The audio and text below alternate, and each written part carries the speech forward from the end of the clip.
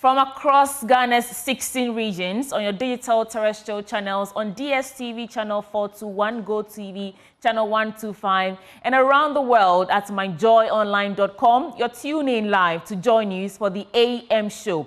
And my name is Sweetie Abochi. Now, before I tell you what we have lined up for you, why the show is worth waking up for, I just want to remind you that you are what you repeatedly think about. So the more positive thoughts you have, the more positive experiences you would have.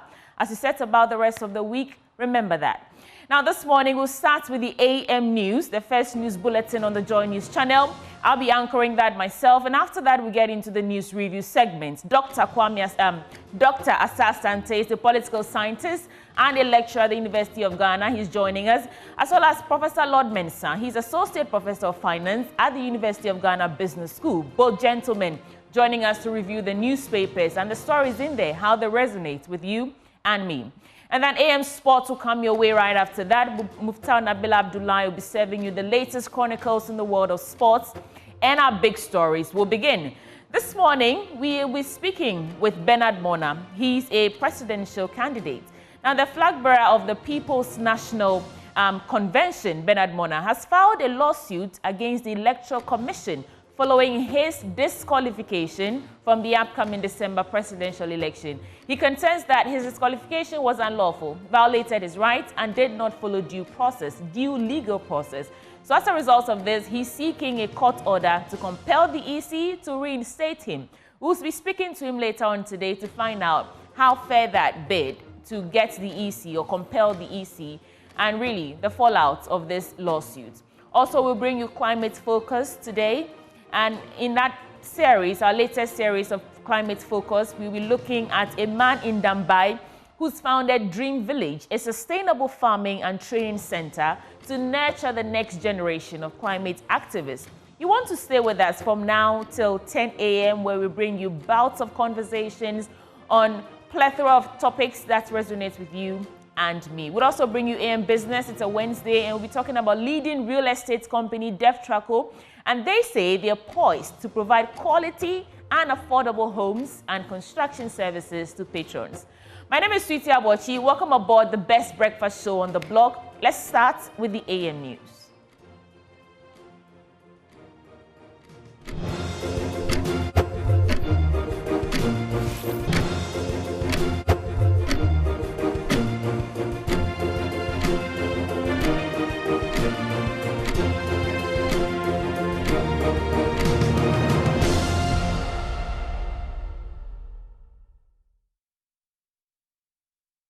And this is the AM News. Let's get into the details. 21 demonstrators of the hashtag Stop Galamsey Now protesters have been remanded into prison custody, while 18 of them have been remanded into police custody after appearing before the Accra Circuit Court on charges related to their participation in the anti-illegal mining demonstration. A bench warrant has been issued for one of them, who the police say was released on inquiry bail and failed to appear in court yesterday. Kenneth Jesse was in court and reports. Well, the building behind me, where about 39 of the protesters of the Stop Galamsey Now were remanded into prison and police custody. Now, about 21 of them were remanded into prison custody, while 18 were remanded into police custody. Now, there's one who a bench warrant has been issued for her arrest because, according to the police, when she was bailed, the condition was that she appears before the court, which she failed to do. Well, one of the lawyers for some of the accused persons did indicate his displeasure with the ruling and vowed to appeal. 2 weeks. But we are going to repeat the appeal again. We are going to appeal against it at the Human Rights Court. And we are sure that within some days we'll have them released. Yes, that's because we were given limited time to have conference with our clients. So I'm sure with this, knowing where exactly they are right now, we are going to get their instructions and repeat the application again. And I'm sure it will be granted. We are not satisfied because the main person why I'm here is Felicity Nelson, and she has not been brought to the court. So we have to look for where exactly she is, and I'm sure at the coming days, if we can't find her, we will bring habeas corpus application at the court to get her to be brought to the court. 19 of them has been taken, and 12 of them, their plea have been deferred to the next agenda date, because we raised the concern that they have not been served with the charge sheet. They only surprised us with the charge sheet at the courtroom. So we raised the same point, and the judge agreed with us and adjourned the matter for their plea to be taken. We are only disappointed at the number of days that they have been remanded, and some remanded into prison custody, which is clearly not befitting of people who are protesting for Galamsey. There were a flurry of emotions when this judgment was passed. And even before this judgment was passed, when most of these protesters were being brought here to this premises, they shouted that they were innocent. Some called on the authorities to do something, saying that we should emancipate ourselves from mental slavery. Lead convener of Democracy Hub, Oliver Bakavomowo, is also expected before the court tomorrow. We will definitely be here to bring you all the fallouts from that hearing as well. From the Accra Circuit Court in Accra, Kenneth Jesse for Joy News. A member of the legal team for the protesters, Prince Ganaku, has accused the police of seeking to have the protesters detained for a longer period at all costs. Tell us which court you are going to take them to so that we can come and mount a defense for them. Even that one, they said that they don't tell us. So you have a situation where the police is intentionally abusing the human rights of these persons for no reason other than to punish them for having the audacity to demonstrate against the Galamsey menace that we are all facing in this country. In the hours after they said that they arrested 42, we saw on the internet that another 4 had been arrested. Well, we can estimate that about 46. Now, of that 46, we know the locations of a grand total of about anywhere between 13 to 15. We will have people monitoring the various police stations. So when we see where they are going, then we can hurriedly go and mount a defense and an application for bail for them. Because everything that the police is doing is as though they intend to keep them there by a rough tactic. We have received informal responses from the Deputy Regional Commander of the police in Accra to the extent that if we are looking for the people, we should go and roam the whole of Accra. And if we find them, fine. If we don't find them, fine. As a matter of fact, we sent some of our lawyers to go around the various police stations. And when you go, you can clearly see the protesters there and they tell you that, oh, there's nobody there. Or in the best case scenario, where they are being very charitable, they will tell you that there's an order from above that they shouldn't, let you, the council, access the person who has been arrested and detained. In other stories, Professor Ransford Jampo has issued a bold challenge to the government, calling for a rethink of the appointment of party loyalists into key civil service roles without merit. Now, according to him, such appointments erode the core values of political neutrality and trust within the civil service, which are essential to maintaining good governance. There's more in this report. Speaking on the theme, the Weberian ideal of political neutrality among civil servants, a review of the situation in Ghana at the 7th Nathan Anankwao Excellence Lecture and Awards of CLOSAG, Professor Jampo explained that while civil servants might feel tempted to engage politically, they must prioritize impartiality over partisanship, ensuring the integrity of the public service is preserved. Evidence abound that regime after regime staffs the civil service with people on the clear basis of party loyalty in a manner that honors the principle of building a politically neutral civil bureaucracy in its breach.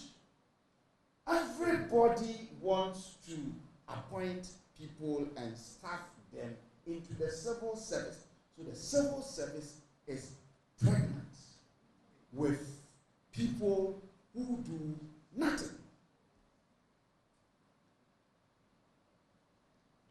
The worrying trend is that sometimes this appointment of party full soldiers into the civil servant is not done, or is done without recourse to meritocracy.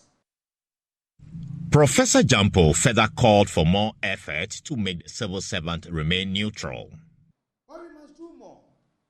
Let us push to be sure that all the features outlined by Max Weber in his postulations on the ideal type civil service are realized, and more importantly, let us fight to deal with all the traces and factors that undermine the quest to make the Ghanaian civil service politically neutral. Let us begin to question the appointment and recruitment of civil servants purely on partisan grounds, and let us push for chief directors to be made to rise through the ranks to attain such positions without political hands playing any role. The head of civil service, Dr. Ivan.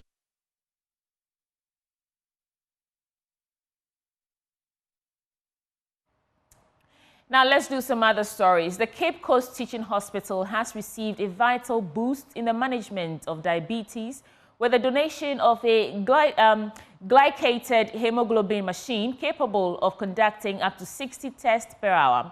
The machine, which will significantly enhance the hospital's capacity to manage diabetes, was donated by a company that distributes and supplies medical equipment and devices, pharmaceuticals, healthcare consulting services, medical training and education. Here's Abdullah Osman's report, read to you.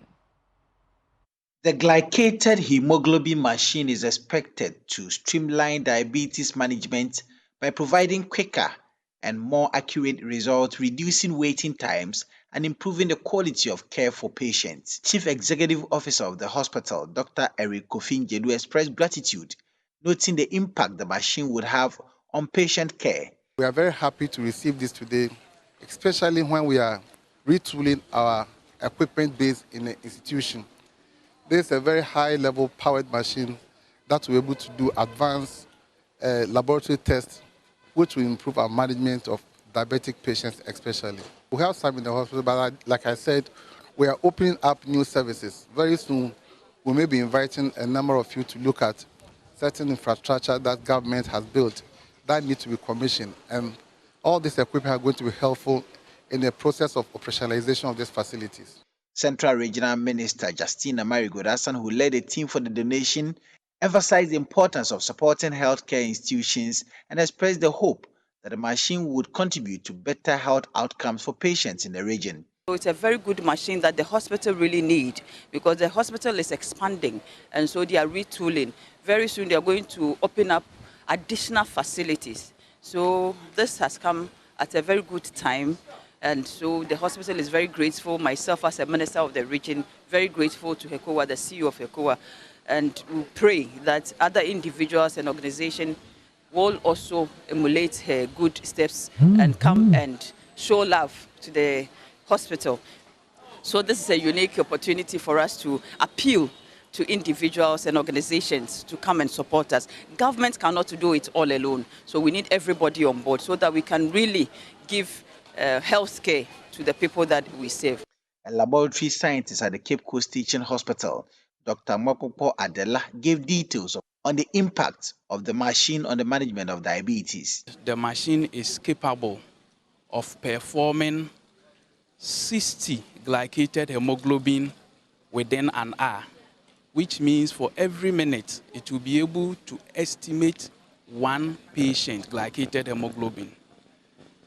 The machine is very robust and it is capable of helping us as well as the diabetic patients are concerned. The glycated hemoglobin gives an idea of the level of glucose of a person from 3 to 4 months.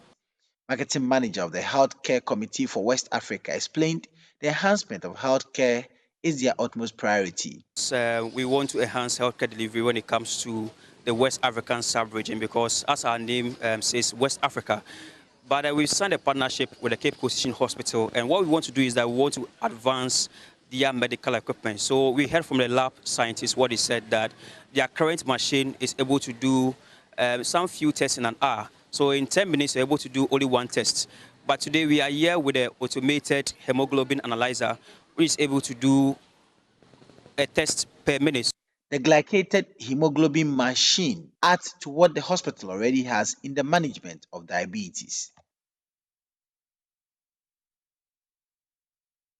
Still on health, Kasa Global Imaging, a diagnostic services provider in sub-Saharan Africa, plans to build a one-stop hospital in Ghana to support government efforts in healthcare.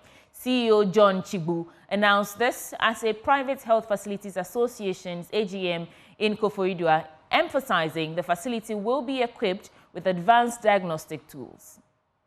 A diagnostics imaging equipment distributions firm, which has expanded to Ghana and Nigeria, initially set out to achieve 4 primary goals in Africa. The 4 includes the provision of affordable medical diagnostics and imaging equipment available to healthcare providers in sub-Saharan Africa, establish local engineering and maintenance services for these tools, and provide financial support through credit facilities, making it easier for healthcare providers to acquire diagnostic tools. Addressing this year's AGM, the Chief Executive Officer of Kasa Global Imaging Equipment, John Chibu, says the goals set out could not be complete without building and operating a state-of-the-art hospital, which will be transferred to the government or a private firm.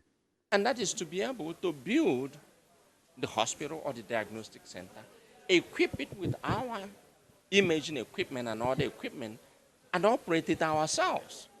After we have operated it, we recover our money, we turn it over either to the government if it is a PPP, or to a private company if it is a private company that invested. The AGM created the platform for businesses, healthcare providers, service providers, and policymakers to drive a conversation aimed at providing a paradigm shift in health service delivery.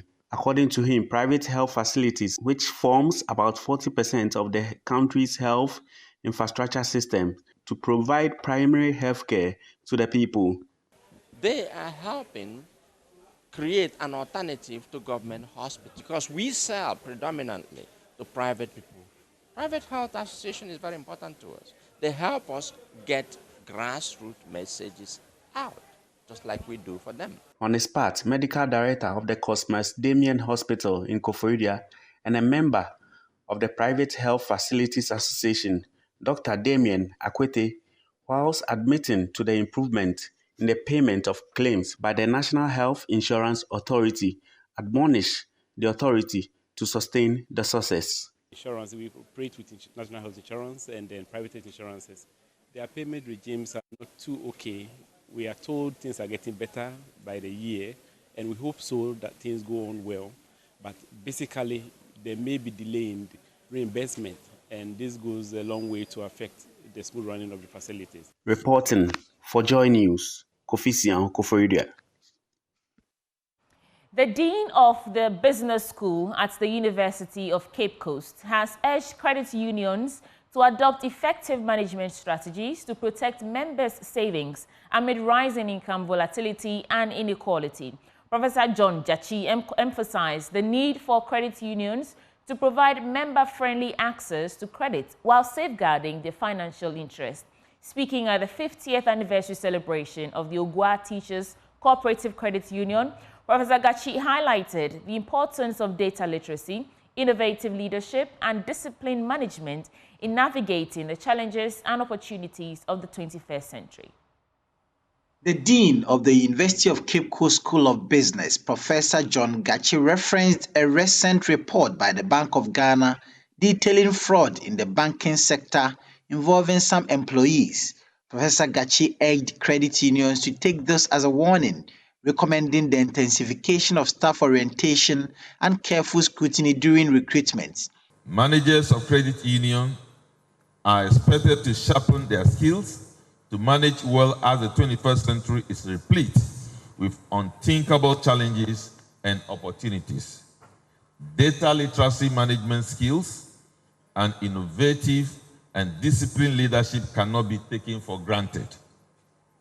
The Bank of Ghana has published an alarming but important report about fraud in the banking sector involving some employees. This should signal to the management of credit unions to intensify orientation for existing staff and be more critical when recruiting new staff. We are in a time when income volatility and inequality are pronounced.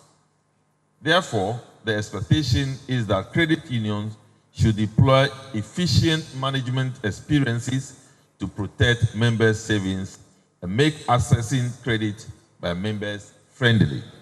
Chairperson of the Ogua Teachers Credit Union, Eunice Mary Yeboah, outlined some of the innovative measures put in place in their bid to grow the resources of their members. Technology is growing, and our activities should commensurate with that of the activities that are the technological advancement that we are getting. So we have introduced a lot of products. You being in your house, you can call the manager and you apply for loan.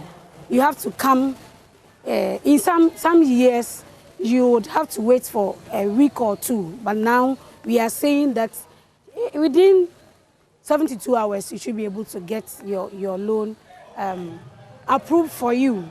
We are also sending messages, whatever transaction that you make, you get an alert on your phone. We are introducing a lot of things that we are trusting that 50 years to come, a lot of other products will come in. We are also thinking about retirement package for those who have retired.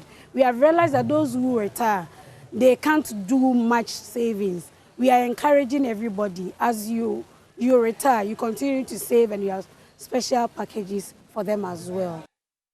Retired educationist Sarah Swart encouraged members of the credit unions to make savings one of their priorities. You see, it is a time for us to take our savings seriously. We should also strive to increase the amount from time to time.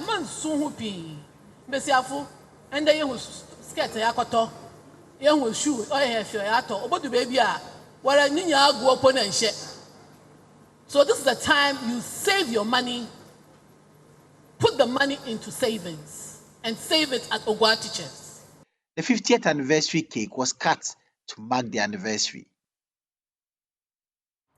The United Nations Sustainable Development Goals have often seemed abstract and distant to many Ghanaians, particularly to the general public.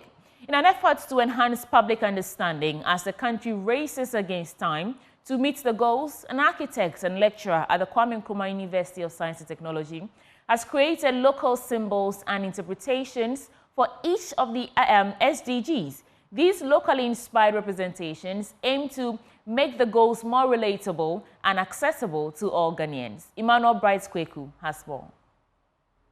17 unique goals to be achieved globally by countries under the United Nations for a sustainably developed world.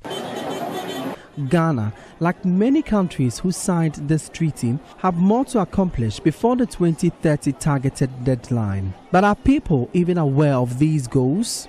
No poverty, quality education, clean and affordable energy.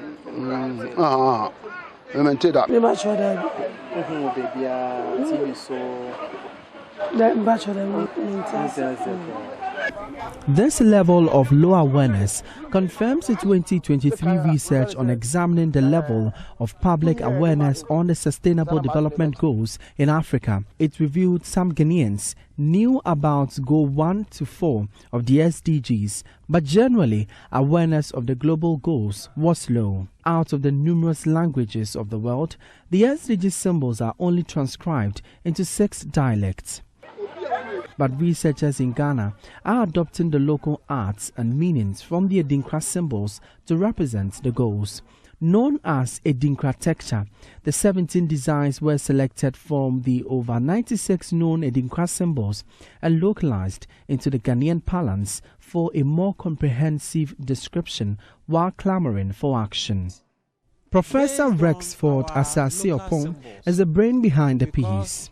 One of the key things about sustainability is your ability or our capability and ability to appreciate our culture and bring culture into it. Sustainability is about people. It's about development. The Adinkra symbol, despite being artistic, has meanings which communicate. Adinkra symbols from Sankofa. Sankofa nature say, I say, Adiabia, Wapo, and I etchem.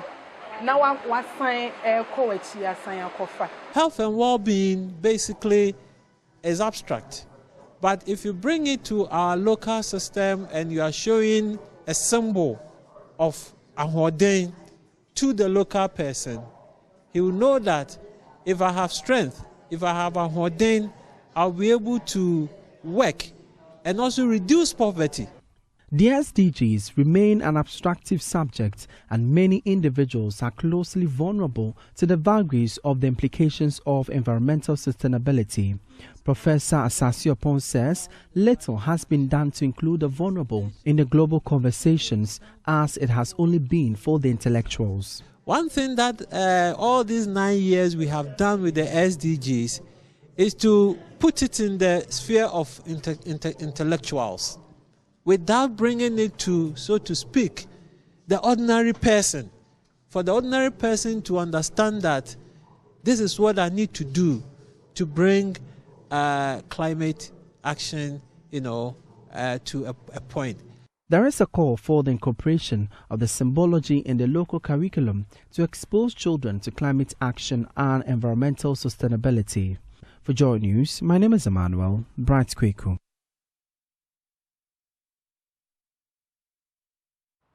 Benjamin Akakpo is serving you business updates next. Welcome aboard our business updates. Now, economist Professor Patrick Esuming says the marginal decline in the country's trade surplus for Q2 shows the economy is still facing some serious issues. Now, despite signs of recovery, he is of the view that the country has failed to diversify its export base, hence the drop in the value of exports. Reacting to the development, Professor Esuming said the trade figures did not look too good to be excited about. He, however, called for a diversification of the economy to boost exports. Government gives us exchange rates every week. They use their own exchange rate. They quote in dollars, which is even against Bank of Ghana law. And then they convert it with their own exchange rate, which is way higher than what the bank. In fact, even it's higher than what is on the black market. This is not acceptable. This and among others that we are saying that enough is enough. We have been complaining to all authorities, the necessary authorities, the appropriate authorities that has to do with these issues. Nothing is being done over 3 decades. When we look at these trade statistics, we want to see evidence that we are diversifying our export base, because the gold increase, the increase in our gold export. Don't forget that new large gold mines have come on stream. So it's not like we are doing something extremely wonderful. That is why gold continues to record a lot. But if you look at a category like other exports, which is away from our non-traditional exports, you see that between this corresponding quarter this year and last year, the share has declined. That tells us that we are not really diversifying as we are supposed to. So if you look at figure 4 on the share of exports from various sources, you realize that the other exports, which mostly represent our non-traditional exports, they have declined. And then also you see that in terms of our exposure, our sources of export, or where we are exporting to, we really haven't diversified that as well. And then our sources of import, we are concentrating more of our import and export in the same countries, which poses a longer term risk. So we haven't seen the diversification that we want to see in terms of our exporting activity, and then also the kind of reduction in import that we want to see. Now, freight forwarders in the country are accusing port authorities and shipping lines of contributing to the current pressure on the Ghana cedi. They are accusing them of quoting exchange rates way higher than what has been approved.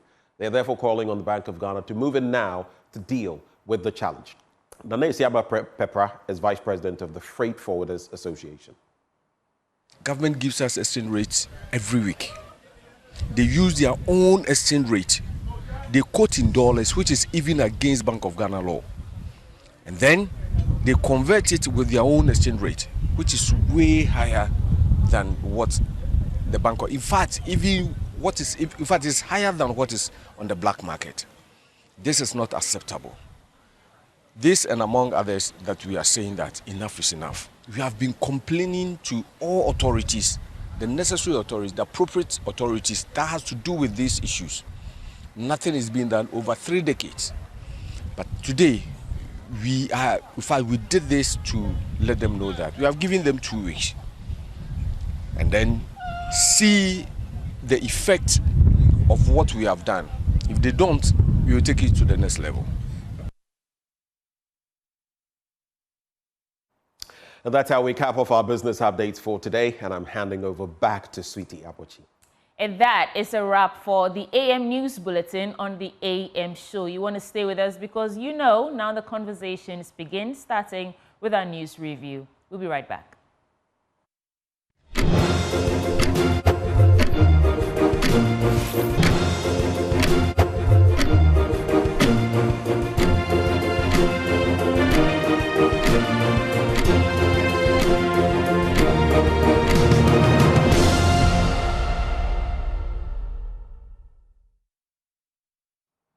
Welcome back on the AM Show. Time now for our news review. And right before we get into it, the Energy Commission and Ministry of Energy, in collaboration with the Ghana Education Service and the Ghana TVET Service, present the 5th edition of the Energy Commission's Senior High School Renewable Energy Challenge.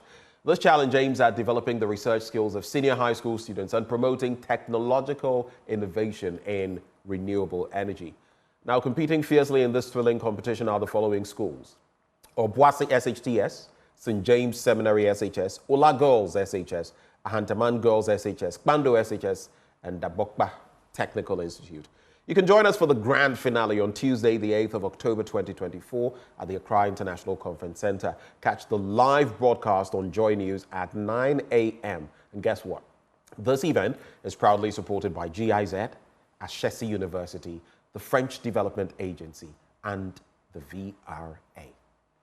Well, that's not all. We do have some more important information that you should take note of, like hello Ghana, hello there again. Your favorite radio stations are back on TuneIn.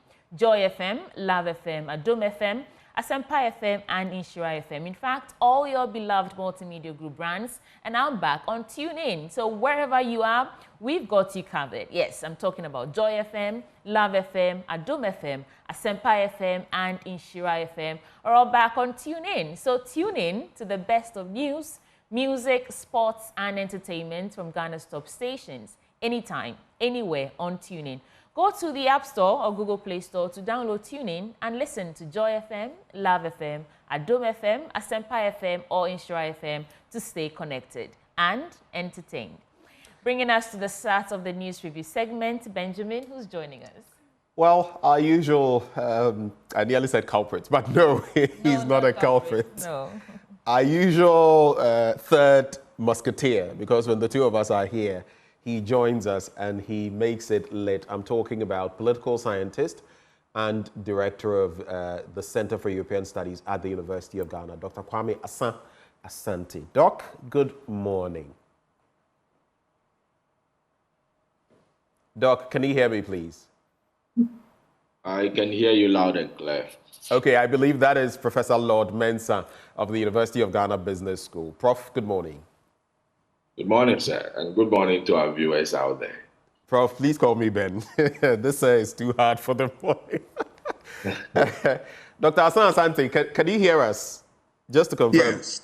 Okay. Yes. Sweetie Abochi, would you like to answer my good friend. Yes, how Prof. are you? Yeah, I'm fine. Prof, yourself? Very well, very well. Yeah. Very well. Good to see and hear from you. Yes. That's right. All right, Doc and Prof.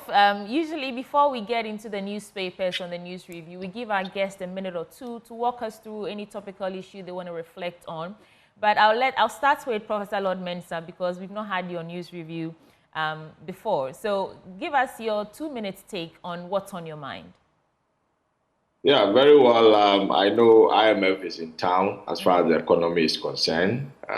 Clearly, they're still going to look at the indicators that will take us through the next level. I mean, whether they're supposed to release the next tranche or not. And obviously, if you look at what is happening on the grounds, I mean, in numerical sense, we will say that, yes, of course, the economy in the last quarter has grown about 6.9%. And then we're looking at also the stability, relative stability, let me emphasize on relative stability, in the exchange rate, because the rate of depreciation before the last IMF visit, has improved compared to, what we have now. So effectively, I would say that, yes, indeed, they are in town. I've already predicted that they're going to pass us, I mean, as far as the assessment is concerned. But then also what I foresee that the possibility may affect, the outcome will be our debt negotiations. I mean, I think we've been slow in coming up with a clear and direct, terms that will determine the exact, debt, that we're supposed to service, going forward. And as a country, if you don't know exactly what kind of liability you are holding, and then, how it fits into your budgeting, it really affects you. And the investors sitting out there will obviously look at the uncertainty that is clouding, as far as, the economy is concerned. So it doesn't give confidence to investors. If we're not certain on the kind of debt we're supposed to service. And from where I sit, I think those are the things that comes up mind. Apart from that, we're looking at the political aspect of it, which my brother Asante will do justice to that. So, Doc, let me throw that to you. Dr. Asante, from IMF, what would be your take? I think I'll move straight away to politics. Prof knows that is the fertile grounds for me. Right. I want to look at the NDC protest and the way they want to take it to another level. Protests are important in every democracy. Like it or not, we are going to have it at all times, but provided they are done within the framework of the law. If you look at the NDC, they have, protested and then continue to protest within the framework of the law. What are they asking for? For forensic audits. And if you look at the conversation, there has been a battle between the two. NDC saying that there are anomalies associated with the electoral role, for which reason we need to clear that and create that enabling environment for all political actors to act and perform the work that is required of them. EC initially said no, but when they were hit with the truth, with the evidence, they chickened out and then accepted that that is true. Now NDC is taking the conversation further that in order to address these lingering challenges, let us do a forensic audit. EC said no. I am at sea to understand where is this coming from. Let us remember that one of the ingredients for free and fair election is to have a roll of voters which is clean, which is transparent, and which has been verified and accepted by all the political actors. So if you exhibit an electoral roll and some political party said, we found nothing, but somebody said, yes, I found something, you must be graceful and then, accept that. Then they bring the evidence to you and then you work with it. For the Electoral Commission, I am struggling to understand why they will not allow for the forensic audit, because at the end of the day, if this audit is done and there are anomalies, it will be cleared. If there is nothing like that, we will still have the register intact. What is important, which must be understood by many, is the fact that when the register is clean and up to scratch, it gives confidence and it allows everybody to compete with a renewed hope, right? So I will appeal to EC to soften their grounds and look at all the conversations and then sit down and then with the political party NDC to be able to do this exercise. It doesn't take anything away from them.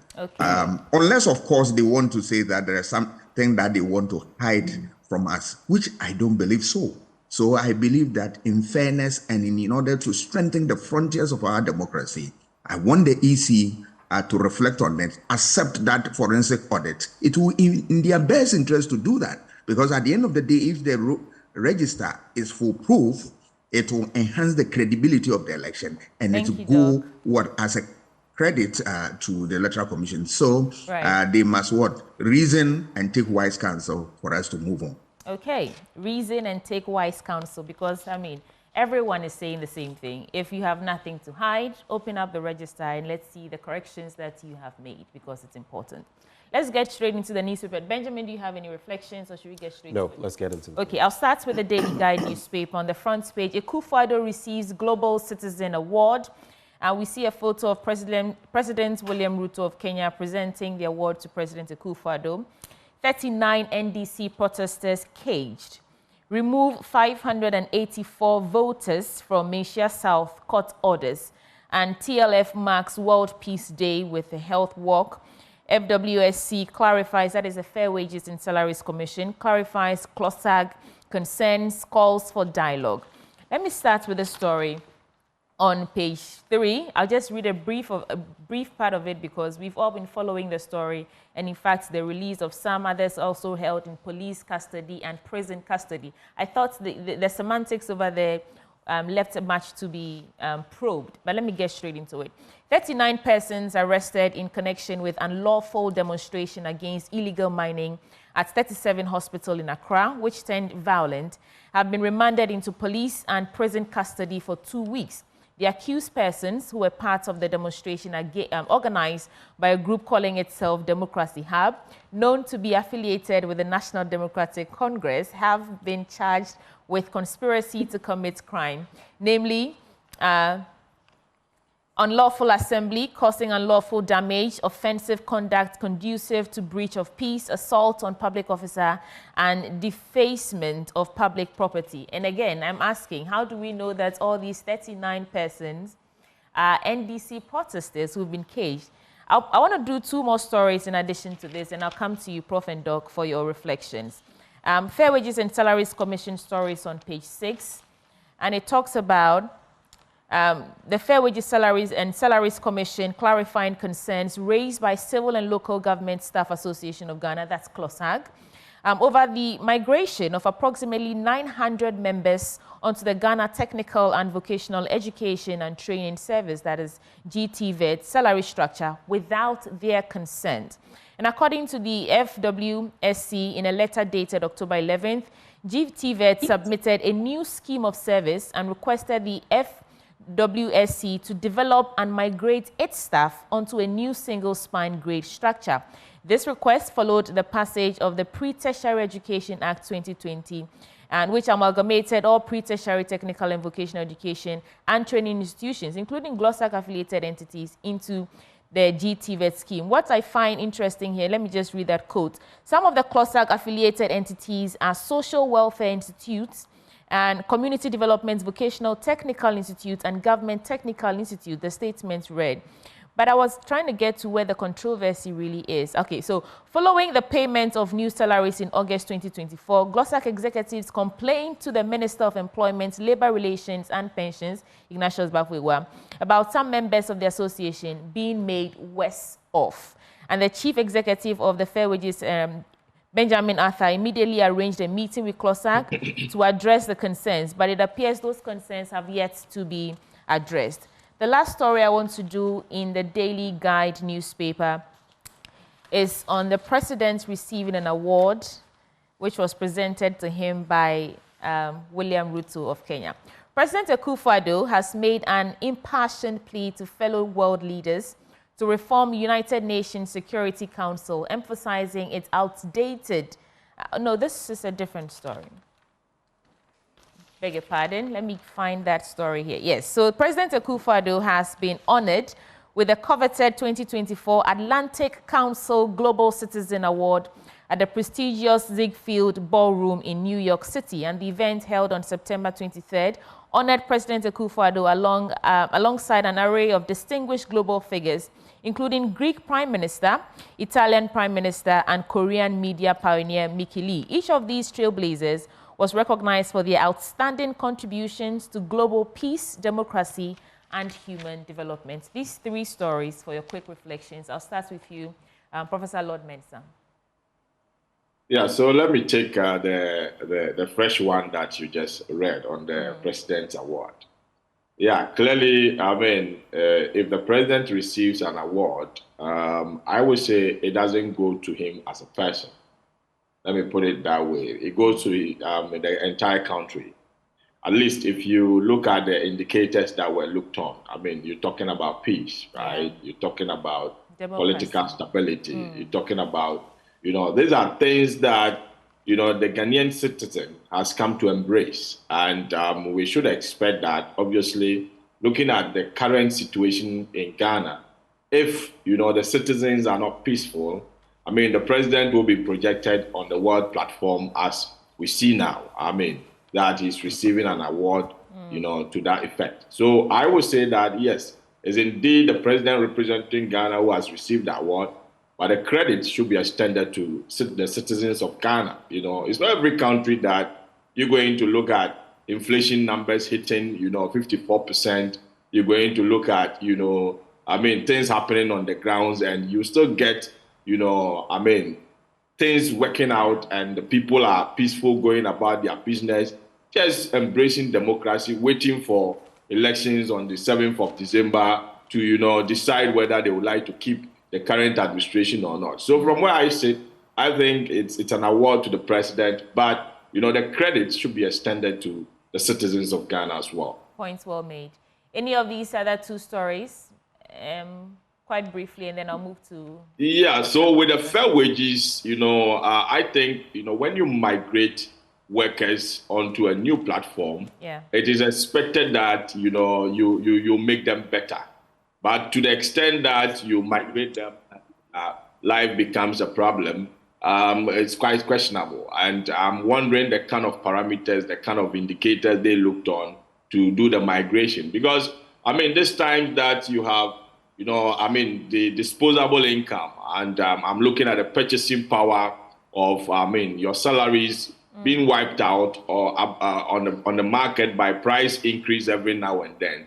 You can't afford to be migrated onto, a new system of compensation where your life turns out to be, worse enough. Right. And I think it's not something that they may have to look at. So, from where I sit, I think, those in charge must really look at it and possibly address the issues. And really, that's the concern, that they've put these issues before the Fair Wages and Salaries Commission, and it appears no one is taking heed or listening to their pleas. And so they are hitting the street, well, not a demonstration, an industrial action. They have threatened to go on strike starting today. So let's wait and see how that also unfolds. Yes. Okay.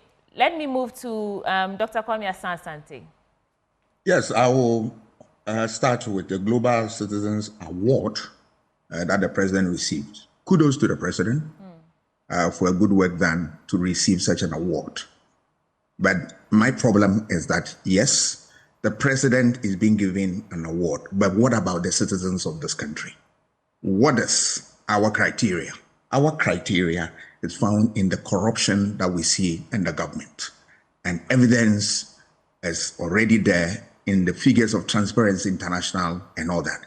The last bit of the present tenure, we want to see massive change. We want to see a conscious effort to dealing with these problems head on. The award is good, but we want to see how the problem of Galamsey is addressed head on. We want to give him an award based on the fact that he's been able to put his job online and then he's been able to fight the battle head on. We want to see that. We want to see our water bodies turn a new leaf, have clean conditions, and then we want to also have our forests intact. Not only that, we want to feel the growth of the economy in our pockets. All right, go to the market, and that is where the reality is. The figures may look good, but the ordinary man, what is the situation? And this, I believe that if he is able to do this, we will award him.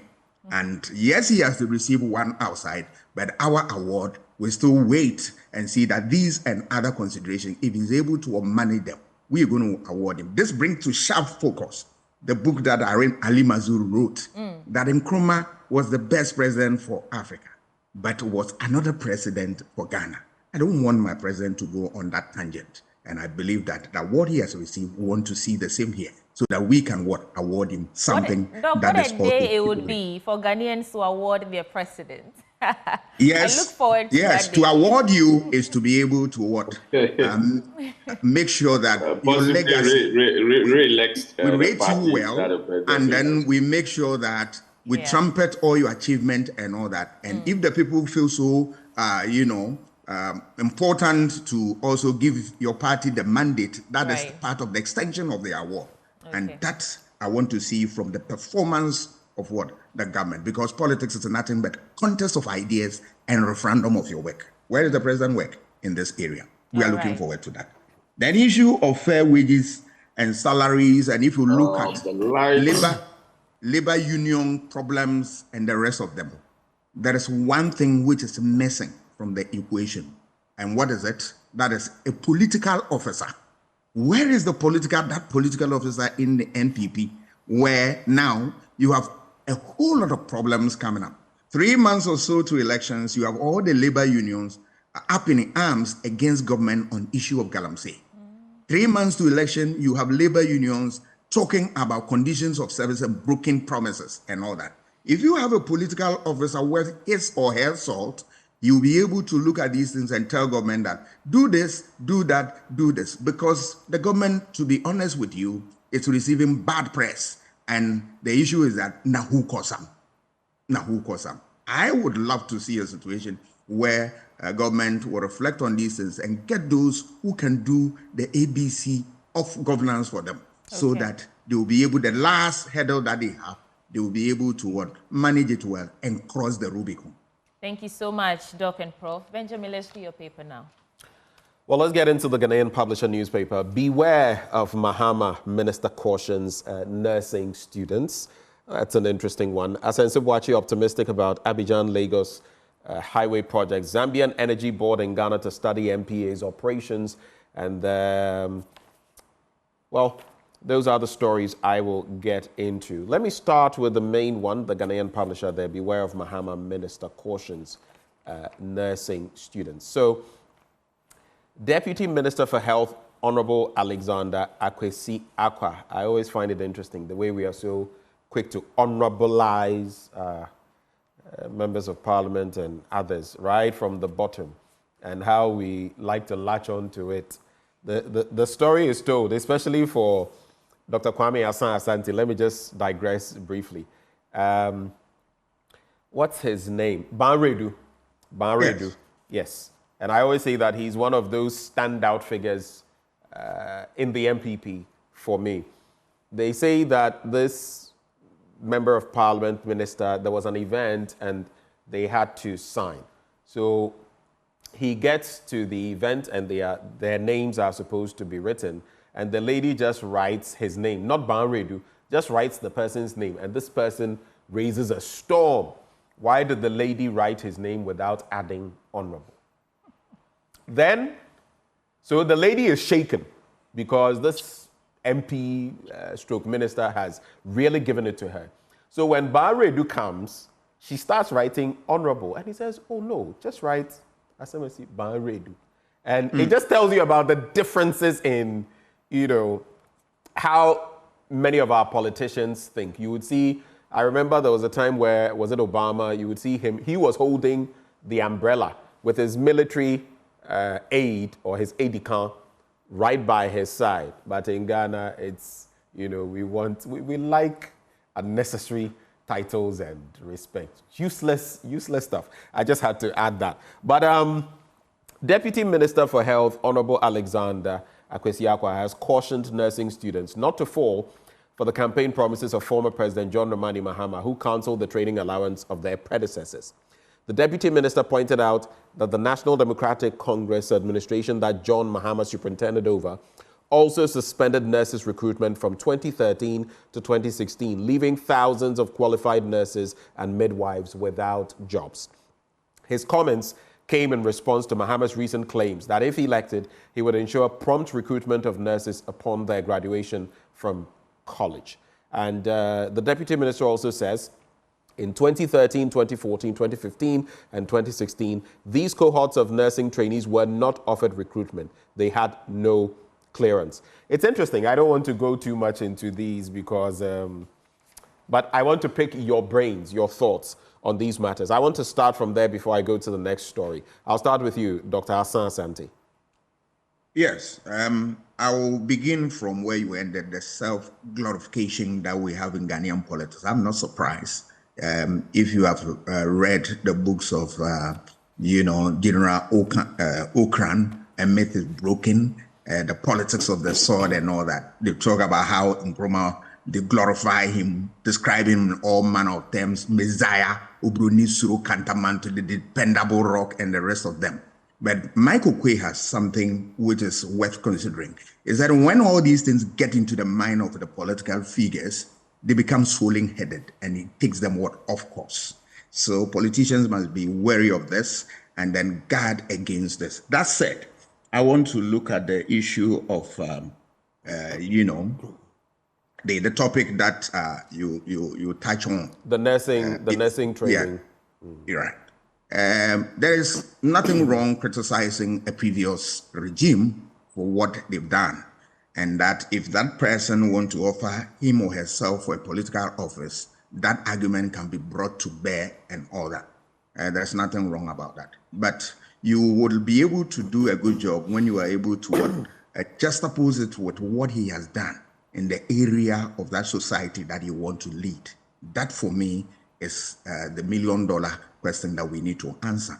Yes, Mahama did his best, but if you look at what, in terms of economic figures and all that, compared to what we are experiencing and now, CD to dollar exchange rate, issue of the economy itself and the rest of them, you realize that the conversation is different from what people are talking about. And for me, that is what I want people to look at. That aside, we want to also look at what the waste within the political system. You can have all the resources. Right. My professor will tell you, if you have resources and you are not able to manage them, it comes to nothing. And our Auditor's General report is replete with financial waste and the rest of them. How far have we been able to deal with this and all that? So I believe that going forward, if we are talking about people like this, I expect that you put what they have done there. Because remember, I've said that politics is the contest of what? Your ideas. And then in addition to that, referendum of your work. Right. Show us what you have done in the area, this area and that. And when we compare, we'll be able to inform the people the better. So I believe that my good friend, the minister, and then my colleague journalist, he will look at some of these things and broaden the conversation so that all of us can have meaningful dialogue. As someone will say in mathematics, show working. Tijani Isaka says, Yes. Good morning to you all. I'm just reading this because he sends it along the lines of this comment. He says, when is the unemployed allied health professional, or when are the unemployed allied health professionals going to receive news of recruitment? The batches not posted are from 2019 to 2023. It's very frustrating and disappointing. Well, Tijani, clarify for me. So allied health professionals, which one exactly are you? Is it a nurse or which one? I believe you're sending that in respect of the story I just did. Professor Lord Mensah, your take on that? Yes, so basically I'll pick the honorable one first. I mean, where a title, needs to be added to someone's name before, for me, he feels important. I think there's more to being honorable, than, just having the title. Because even though when you go to parliament, more or less it's a way of buying yourself, that title. We have to look at, the output. I mean, what you bring on the table, I mean, for you to deserve, that title, so that it will be crowned on you everywhere you go. Not a matter of, calling it and putting fear on people. I mean, elsewhere, when you are, given a title, it is expected of you certain indicators. And if you're not living up to those expectations, I mean, obviously, you can be stripped of the title. But, we live in a country where once someone assumes, a title, in some cases, they don't even work for it. I mean, they just, receive the title, I mean, on silver platter, and they try to impose and use it to put fear, in people here and there. So from where I sit, your title should be able to match up with your output. And that is very, very important as far as, titles are concerned. You don't just claim something that, you're not living up to it. And in some cases, people are being tagged instead of, honorables, they are being tagged dishonorables. Because if you look at, political space, if I should make reference recently by the Honorable Haruna Idris making a reference that it's not even rewarding anymore to be in politics because, people are looking at politicians with different eyes altogether. And so they may have to live with that kind of expectation and not to, squeeze it out of people. The second one is nurses recruitment. Let's place dynamics on situations. You can't just, get up and say, beware of, former President Mahama, what he promises you by saying, he's going to, trigger nurses recruitment when he wins power. Every economic situation comes with different, demands. Let's look at, during, former President Mahama's time, we had joined an IMF program. And the IMF program, the main target was to reduce the wage bill, which is, non-discretionary, payment as far as government, expenditure lines are concerned. And as a result of that, you may have to look at, possibility of reducing the wage bill by making sure that those who, are more or less by default absorb onto the wage bill, hold on for some time for the economy to get better. And I think, if you look at the dynamics very well, and you compare those times, what was happening at the time, and now, I think it's better, we look at, what was happening at that time, being, under an IMF program and the requirement. We've been under an IMF program. But aren't we under same now? We're under same now. We are under same now, but the conditions are different now. We look at it carefully. The current IMF program, put pressure on the government to reduce wage bill, but then IMF did not come directly. The way we packaged the program to IMF, I don't know whether, the kind of things they want us to do is clearly, what will turn the economy around. Because as we speak now, we keep on receiving the inflows from the IMF, but the economy is not, picking as it's supposed to be. It's not taking shape as it's supposed to be. So it's the way we package the economy to IMF. The earlier one, we're able to give the IMF some of the details, some of the things we can do to ensure that we reduce the wage bill. And one of them is to stop recruiting. And so the government stopped recruiting nurses and all those just to keep the wage bill to the satisfaction of the IMF, conditions. Right. But then what we have now is not mainly we presented, the macroeconomic, in a large scale to the IMF, telling them that if we reduce our debt, that is what will make us better by shifting, some of the possibility of difficulties that the government is supposed to absorb to the citizens, giving haircuts here and there, investment suffering here and there. Right. One way or the other, it's like government doesn't want to accept, some of the things that will help us reshape the economy, but rather shifting it to the citizens. And it's the way the packages went about, and that is what will bring about the reduction in the what we call it the number of nurses that are recruited every now and then. So it has to do with packaging. I mean, what we send to IMF and what they want us to implement. I remember every IMF visit, we have to package and tell IMF that. It's more or less like government, mismanaging the economy and then, turning around, hiding behind IMF for the IMF to come and impose what government wants to do to reshape the economy. Because without the IMF, the citizens may not accept it. Because, one way or the other, most governments had to hide behind, IMF to get things done. And so, if government packages and says, I have the ability to reduce, wage bill by, not employing nurses who have finished, their education, obviously it is expected that should be done. But the current IMF that we went to, we package ourselves by telling IMF they're fine. We are not going to look at, the wages, but rather we're going to look at, debt payment. And these are all non-discretionary payment. Non-discretionary payment on the expenditure side of our budget. Right. So it has to do with the packaging and the concentration. Right. This current IMF, the emphasis was on debt. And the previous one, the emphasis on, on the wage bill. And so, obviously, for the discretionary expenditures, normally IMF, we don't tackle them so much because it's not, that rigid. But, it depends on the packaging and then how we present ourselves to IMF. Right. Gentlemen, I'm not getting into these stories, but just the headlines. Asenso Wachi optimistic about Abidjan-Lagos highway project. And this one, sweetie. So Zambian Energy Board in Ghana to study NPA's operations. And a 7-member delegation from Zambia's Energy Regulatory Board has paid a 3-day working visit to the NPA. Do you know why I'm interested about this?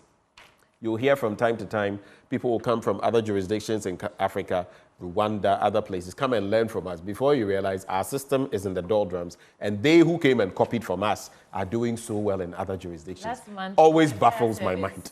Last month, we had a group, was it Ethiopia or so, to come and understudy what we do here. Understudy. Before we realize we are understudying them. And it took us 3 days or 4 days to quench that fire at Makola. But I was just thinking, on a lighter note, Professor Lord Minister, the packaging you're talking about, is that all we all do here in Accra? Everybody is packaging. But let me quickly... that is how it's supposed to be, but it depends on what you place on your, the emphasis on the packaging. Right. Let me just run through the stories on the front page of these papers and then we can wrap up.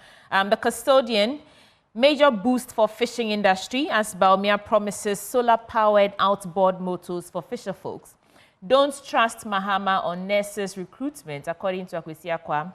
Zambian Energy, the same story, Benjamin. Zambian Energy Board studies NPA's operations, and the story about presidents receiving that Global Citizen Award is also there. And the Daily Searchlight, responsible or irresponsible pledge, police courts for chiefs. And this is about Bawumia promising to lump long-suffering economy with more expenditure.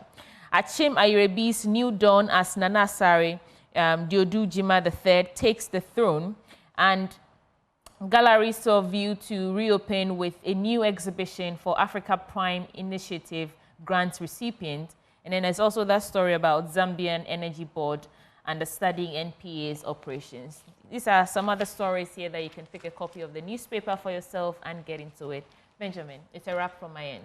The Accra Times, you are liars. Sami Jemfi accuses pro-NPP media. Pictured there, there's former President Mahama, Sami Jemfi himself, Mr. Benefson. There's also ECG's financial woes. ASEP blames politicians, says company not business-oriented. And then fallout from the University of Ghana's alumni lecture. Backbin weeps for Ghana over high attrition rate in Parliament. Those are the stories, the headlines. But I just want to wrap with, the gentleman who was speaking for the allied health professionals. I asked him which one he was. He says, I am a disease control officer. He also says, remained unemployed for 3 years, but always renewing our licenses for every year, up to date. That's what he says. And that's, I guess, the story for a Let's number give our guests a minute each or 30 seconds to give us a wrap of your thoughts quickly, and then we can go. Let me start with you, Dr. Asasante. I will touch on the high attrition rate in Parliament. I am surprised that the Speaker is worried about this. Politics is that once you trigger a process, people get to Parliament, they perform, we maintain them in Parliament. They don't perform, we throw them out. So the attrition rate will continue to be part of the changing circumstances of our time. All that we want is that those who are put there will serve the interests of the people. Otherwise, we throw them into the lake of fire. Okay. Professor Lord Mensa, take us home. Yeah, so on the same issue, high attrition, I think we've opened up our democracy to everybody, and we are paying a price for it. As far as I know, I'm not a political studies expert, but, democracy sometimes doesn't need to be open as it's supposed to be. And I will emphasize on this because of the kind of people we elect to Parliament. And the reason being that we've opened up democracy, and almost everybody can stand for parliament as a parliamentary candidate, and without knowing or understanding what really happens on the parliament floor. I can tell you, I've been in parliament before. One time, Joyce sent me there. At the point where budget was being read, you see some of the MPs hovering in the corridors here and there, and you wonder, what they appreciate within the budget, whether they're really sitting in for their citizens indeed to make sure that things are done right or not. So effectively, it has to do with the caliber of people, the quality of the human resource that we have in Parliament. Very, very important. We need to take a critical look at it. But I won't blame anything because the politics is open and we don't have parameters limiting, the kind of people that can go to Parliament. Prof, thank you so much. Doc, thank you so much for joining us for breakfast. And we spoke to Dr. Kwame Asasante. He's a political scientist at the University of Ghana, and Professor Lord Mensah with the University of Ghana Business School. Many thanks for your time. Benjamin, let's get ready for sports. Oh yeah, we're warming up. Warming up for sports. Okay, dear. Oh, Okay. Okay, so this looks like the after news review conversation. Yeah. But we are taking you straight into sports. You want to stay for that?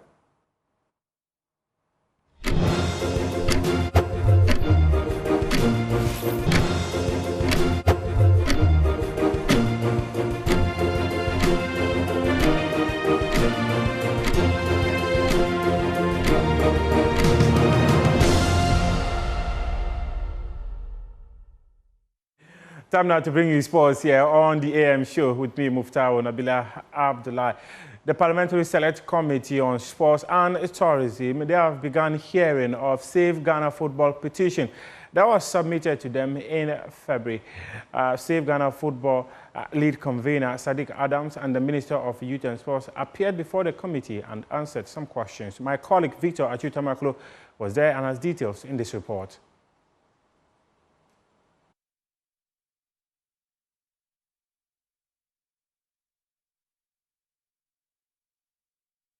The Parliamentary Select Committee on Sports has begun deliberations on the contents of the petition filed earlier this year by the sports pressure group Save Ghana Football. After Ghana's abysmal showing at the African Cup of Nations in Côte d'Ivoire, the group led a demonstration against the Ghana Football Association and the government over what they described as the mismanagement of the game. Appearing before Parliament today, lead convener for the group, Sadiq Adams, a sports journalist, re-echoed the 15-point plan the group submitted to Parliament for the resuscitation of the sports. National Sports Authority, the act or the statute that establishes the National Sports Authority mandates them to run the affairs or liaise.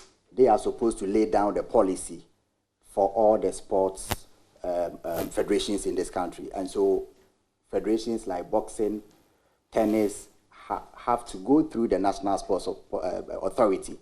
This is the statute that establishes our body to run sports in this country. The Ghana Football Association is not an exception of these federations. So I'm not sure that when the statute expressly states that the National Sports Authority is the body mandated to have all these federations under them in terms of governance, it goes against that same statute that is explicit in how it is run. On the management committees, it is our suggestion that if government that pays for the affairs of the national teams cannot indicate to the Ghana Football Association or cannot liaise and cooperate, that the 7 members, we have found that globally there is a way to do this without compromising the orderliness and organization of sports.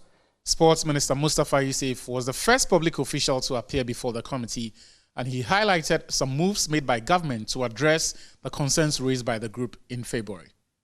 And that sports policy, as we have said, have been transferred to the National Development Planning Commission.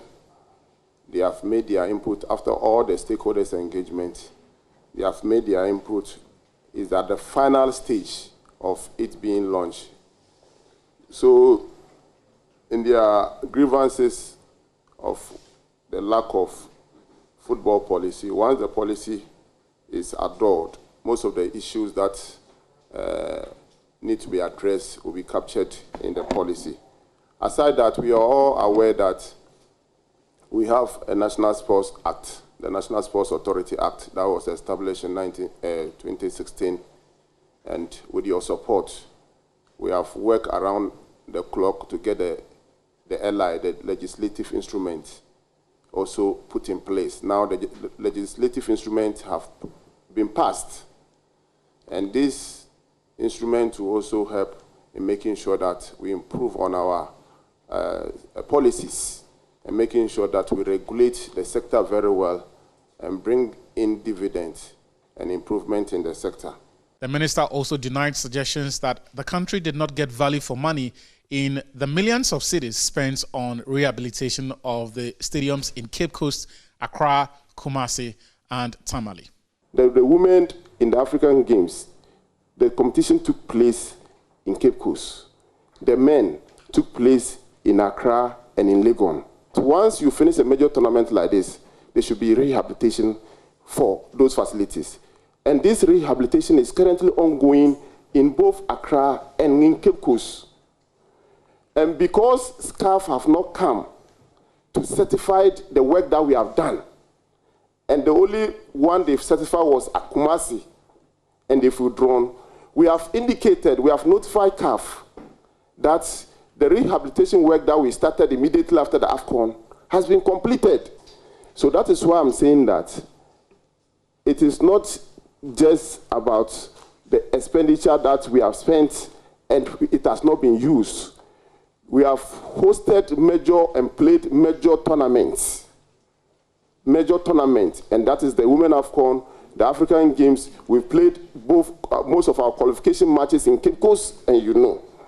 Honourable Minister, do we say that per your submission, National Sports Authority failed its responsibility? Of course, on Kumasi, if they haven't taken that singular action, we played Central African Republic match, and there was no any problem.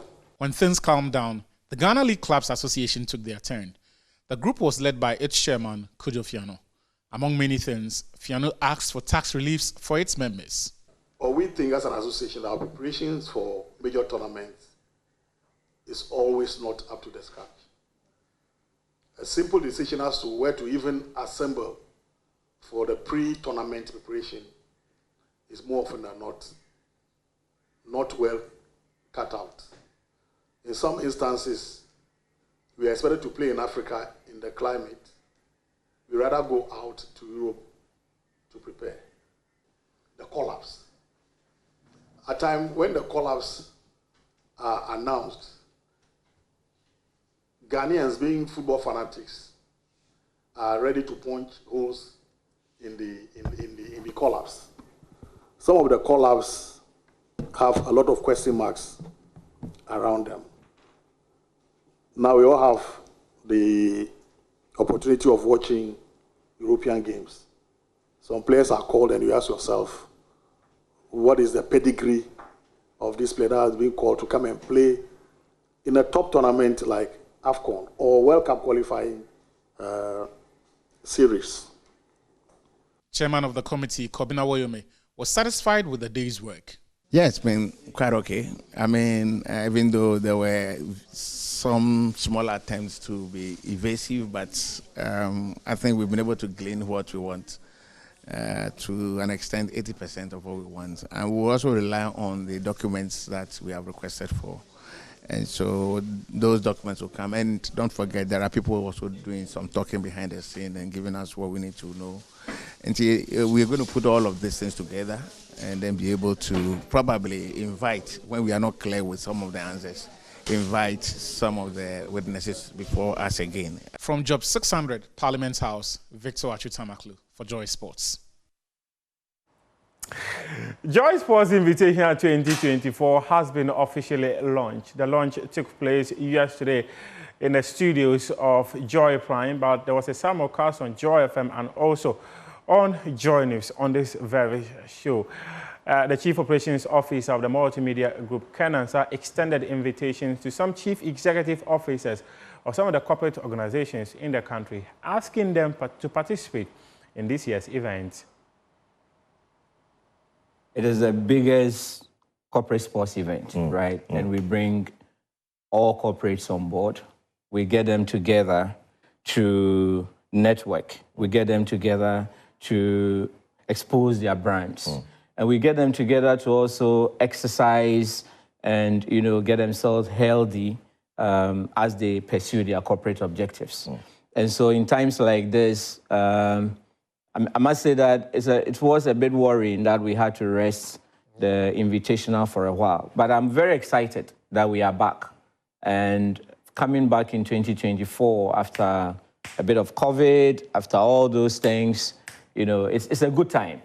And so a very good time that we are going to get ourselves rejigged, all the activities coming on board, and so many CEOs coming in to show what they have, what they've been doing behind the scenes all these while. And let's go compete. Okay. Yeah. Chief Ken, I know you want to also throw an invitation out to your colleague CEOs as well. Which of them do you want to throw the focus on at this time? First of all, we have Ernest of the CEO Network. Okay. Right. Okay. And you know, he has this beautiful community of CEOs where a lot of conversations go on. And Ernest to be the first I will invite. Very well. I don't know whether he has a team, but as CEO of CEOs, he definitely should be able to be in there to compete. But beyond him, there are a number of CEOs. We have 2 great CEOs here already. We also have my good friend Kofi Adumako of GCB Bank. Oh, great. We have our dear friend Mansanete of Stanchart. And Chief Ken, you know the interesting thing about Mansanete? So Mansanete and Didier Drogba share the same birthday. I don't know how that is going to affect her performance. You know, and they are also the sponsors of the Joy Sports Center. And they are shared sponsors of Liverpool as well. So maybe she's going to Anfield to train before this. Well, I wouldn't be surprised. You know, she's normally on the fire, but you never know what she's cooking. You know, so we will see on the day. Very well. I can't you know, belittle what she will bring to the board. We also have Henry of Zenith Bank. Reverend Daniel Asiedu of Omni Besich. Oh, interesting you mentioned those 2 as well.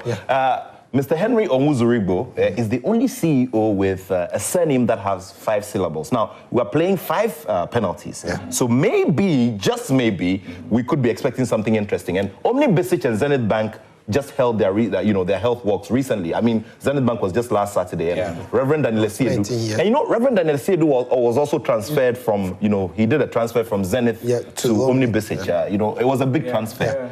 So a big news from the transfer market. Actually, a prelude to the invitation. All those warm up under the guise of health walk and all those. You know, don't underestimate that. Very well. When people are doing those close to the tournament, then you know what they have to. You know, and we have.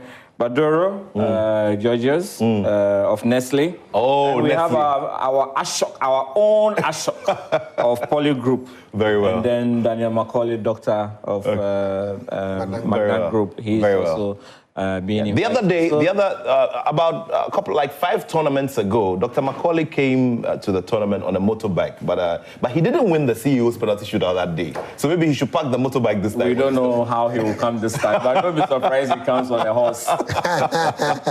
He's full of surprises sometimes. Yes.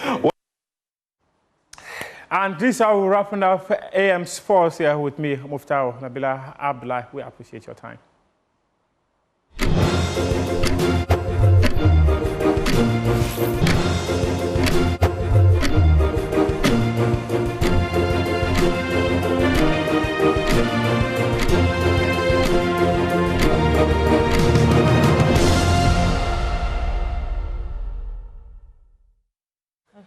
Welcome back. This is the AM show. We get into our big stories. And of course, the very first one we're contemplating, presidential aspirant Bernard Mornah has been disqualified. He's one of those who did not make the cut, about 11 of them.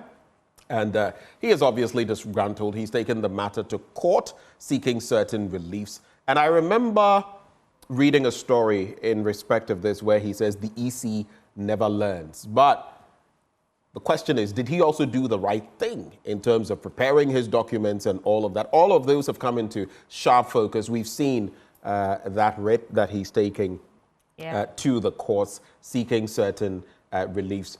Only time will tell whether or not he gets to make it on the ballot, because then if he does, how will that even change the numbering system, right? I'm just curious. I mean, he would probably have to be slotted, because that would likely affect the independent presidential candidates, because as for the party ones, it's done. But they will probably have to slot him maybe at the bottom of the party ones before the independent candidates follow. That would be a tricky affair, but we'll leave it to the courts to do their own business. But shortly, we'll be hearing from the man himself, Bernard Mornah, on... I don't know what your take is.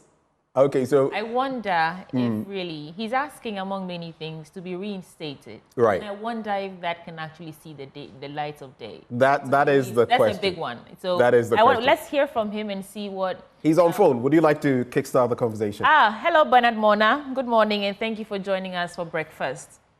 Now it's good that you are talking to me. The other man's voice is so horrible.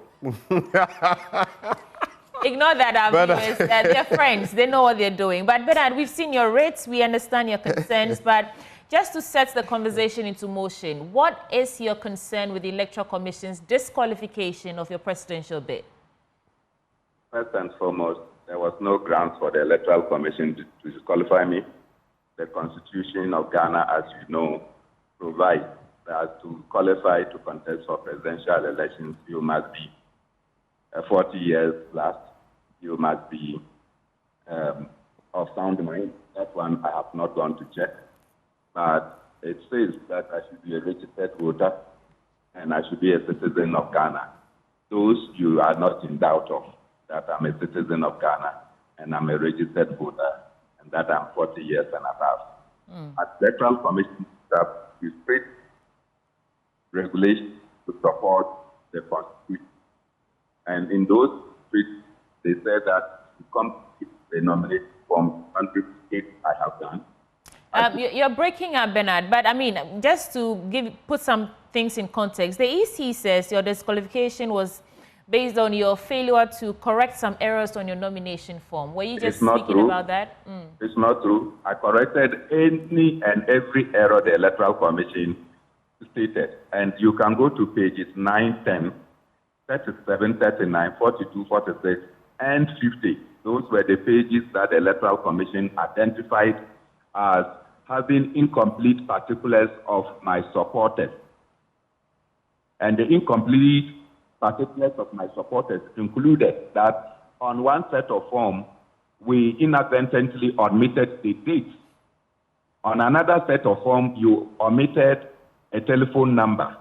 On another set, you were copying the telephone number and some transposition took place. You wanted to write 57 and you wrote 75. So we corrected those incomplete details and returned them to the Electoral Commission on the time that they scheduled for me. So as far as we are concerned, errors Electoral Commission identified, we corrected them. So except the Electoral Commission is saying that they took some errors, they were hiding them, and deliberately decided that they will come and use those that they never drew our attention to be the basis upon which they will disqualify us. That is interesting because... if that were the case, or if the Electoral Commission did not identify some errors before they alerted us to correct our errors, how is their inadequacy going to be my liability? So from where you sit, it wasn't your problem, it was the Electoral Commission's problem, because I will go back to what they said. They have stated that your particulars of supporters were incomplete. You used registered voters in a particular district to support your nomination in other districts, in other words, duplication. Your form contained varying signatures of some supporters and in some cases the same signatures for different supporters. Those are the grounds. And you're saying it was not your fault, it was the Electoral Commission's fault? Which particulars? I just alluded to a letter the Electoral Commission wrote to me. And need I repeat that for you to see? Please go ahead. I just want you to reiterate because I want clarity on the matter. This is what the Electoral Commission sent to me on the 13th. And then I know that you are a very avid person. It says, dated 13 September 2024, addressed to Bernard Ambassador Mornah, People's National Convention, Accra. Presidential Nominations 13 Committees Report. I bring you greetings from the Presidential Nominations Committee and trust that this letter finds you well. The Nomination Committee has detected the underlisted anomaly.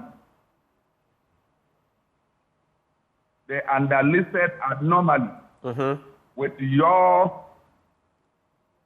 forms. 1, incomplete particulars of supporters, pages 9, 10, 37, 39, 42, 46, 50.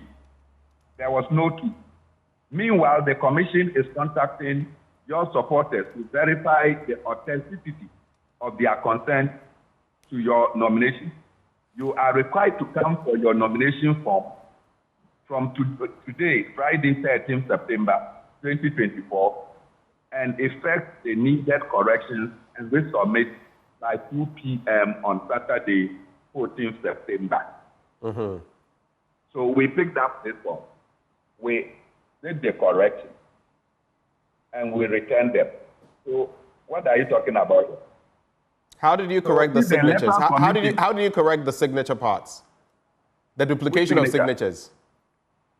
They never told us of any signature. I see. They never told us of any signature. Number two, take note. If it is not for the fact that you are grossly incompetent, when you come and tell me that incomplete particulars of my supporters, I did a little bit of accounting, and I was an accounts officer at Internal Revenue Service. I know when you talk about errors, the errors also have names. It is the kind of error that will give you the kind of solution, not so. So if it is an error of omission, you simply go and bring back. If it's an error of commission, then you know what to do. If it's a transpositional error, you know what solution to. When you don't particularize the error, I'm a wizard to know that this is the error you want me to correct. Right. So for you, like you said, you're saying the liability lies on the end of the Electoral Commission. You just called them grossly incompetent. And you had an opportunity to remedy some of the errors. And from what you're saying... I remedied them. And you remedied them, per what you're saying. But then the suggestion is that there were some other errors they alluded to, or that have been alluded to, that you were not privy to, right? I don't know about that. Okay. So I don't know about that, but take note. I'm saying that if the Electoral Commission is talking about error, on page 139 of the nomination form that they gave to me to complete, the Electoral Commission wanted to find out whether I'm a male or a female. They wrote 6 instead of sex. Is it an error? Is it an error? Are they disqualified? I get the point you're making, but they are someone would say a 6 they were alphabeting the form. And they started A, B, C, D. Instead of going to E, they went to F. Is it an error? Right.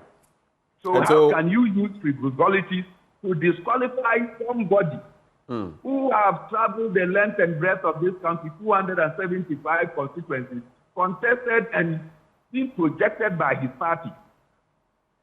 You don't use trivialities to become the norm. But Bernard, hold for me. So, Sweetie, it's interesting the point he makes. He says, if you're going to come to equity, come with clean hands. And if you want to judge me on minutiae, little bits in there, then let me do same with you, where you had an alphabet system, maybe A, B, C, D, and the rest. You jumped an E, went to an F. If someone needed an E there, what would the person do? SIX instead of SEX for the gender and all that. I don't know what your reflections are, because now he is also seeking relief from the courts. I'm curious to know, Bernard. I mean, at this point, it's just 70-something days to the elections. What do you really hope to achieve? at this point suing the Electoral Commission. Do you think that they will be able to reinstate you in time enough for the December 7th polls? Your memory should not fade you this morning. Don't forget that in the district assembly elections involving marking, the Electoral Commission had gone through everything, procure all its materials. One candidate challenged the Electoral Commission for not including him. The whole processes were aborted by the court, and the Electoral Commission started afresh. It is not me. Electoral Commission knows that when you unjustly disqualify people, they will seek remedy. So before we can seek remedy, you rushed. So how am I going to be the one you are asking this question? Because you're the one suing them because you say they've disqualified you unjustly. And DPR of Ghana, they did that. They fought for attend. They have to start again. Bernard, I lost that bit because your line was breaking up. But from everything that you've said, and Benjamin, it sounds as if, what we say in our local parlance, do me, I do you, So is it really, are you trying to get the right thing be done, or are you taking up the EC on because... I am the presidential candidate of my party. I am the people's president. I know that the people of Ghana will choose me away from the MPP and the NDC. And you want to deny the people their chance of a president. Number two, listen, my candidature compels some other individuals who never thought that they want to contest for any elections to go and pick up nominations to contest on the ticket of the PNC. Today, they are calling me to find out that why. Now that the Electoral Commission is disqualifying you, does that mean that we are virtually like independent candidates? All right. So the thing is not like impacting on me alone. It is a whole lot. It's not Bernard Mornah, it's a whole political institution. This is not an independent candidature. But Bernard, I just want to find out what reliefs specifically. Yes, we've seen, the court documents. What reliefs specifically are you seeking? There are about 7. From the court? Predominantly is that the Electoral Commission erred in disqualifying me, so they should put me back on the ballot. Number 2, that they should cease from any further activities concerning election 2020. So you want a halt to the process, right? Precisely. Until you are reinstated. Until I am included. Okay, right. You could put it that way. Until you are included. Those are the chief reliefs, right? Those are the major reliefs. Any other thing is a side attraction. If that were to happen, what kind of relationship would you have with the Electoral Commission going forward? Because I read that article of yours where you had stated that the EC never learned, that they don't learn from past mistakes.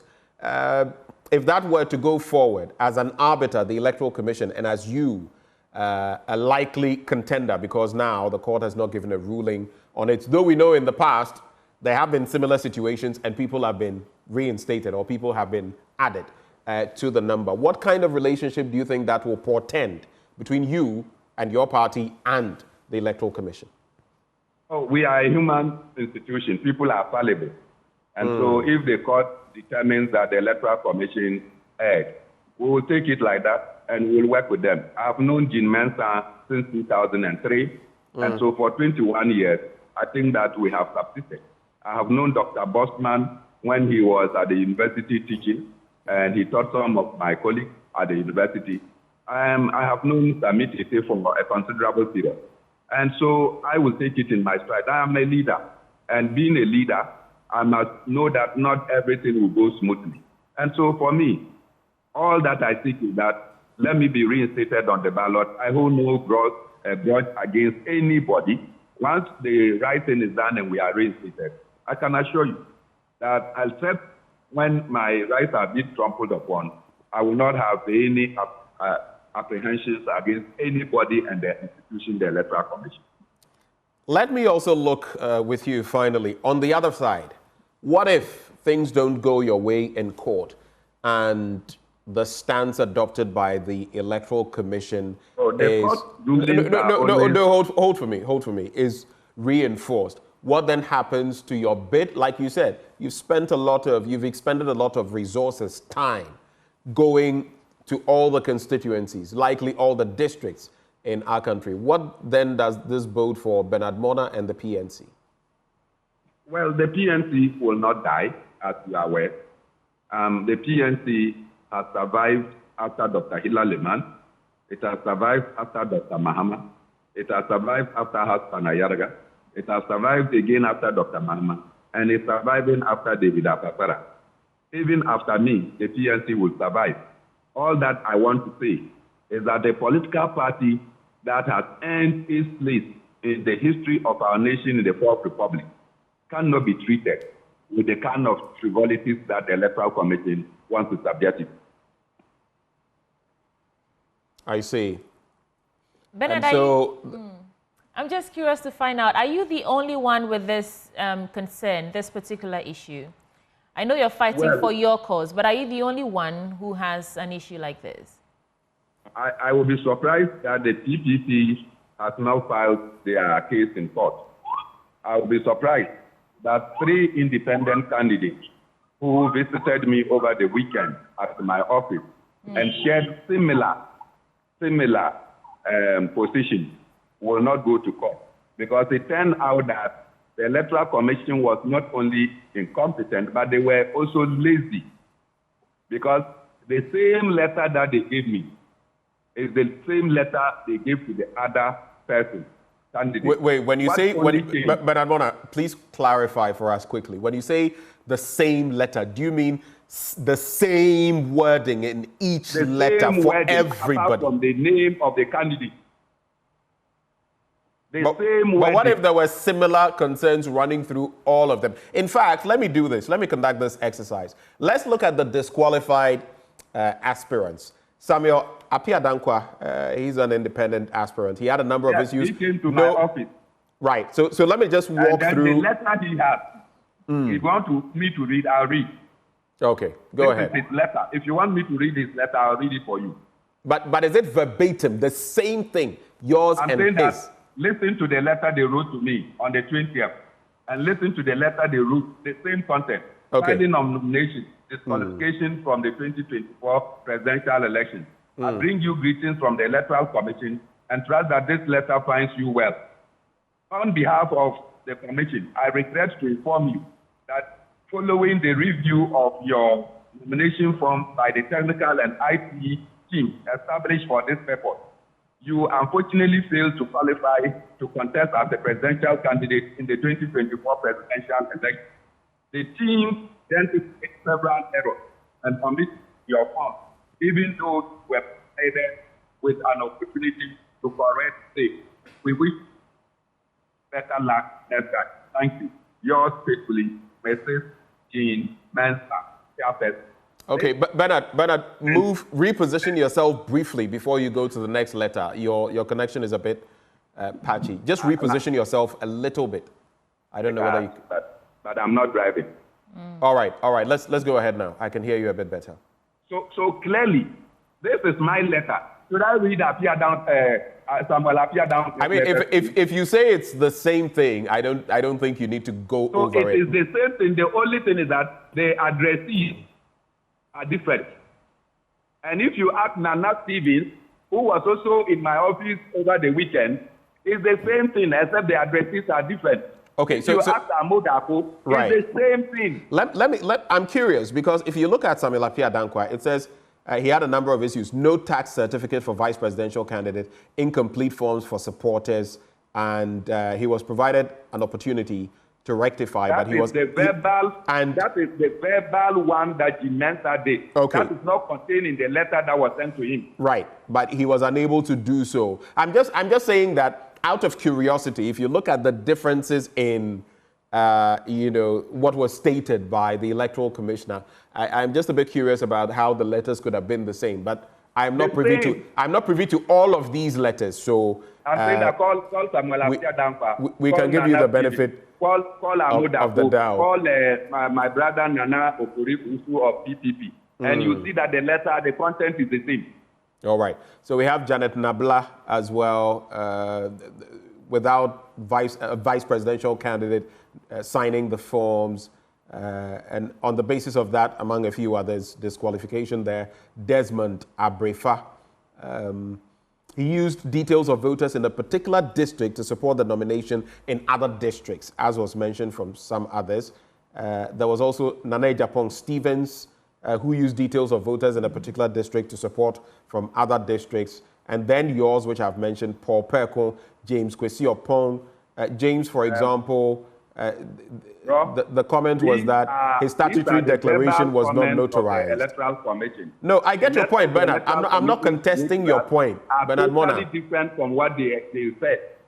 Bernard Mornah, I am not contesting your point on the fine print you may have got and the other contestants got. I am merely reiterating what later was said about why they were disqualified. I am not contesting what you are saying. I don't have access to all these letters, by the way, to even contest it.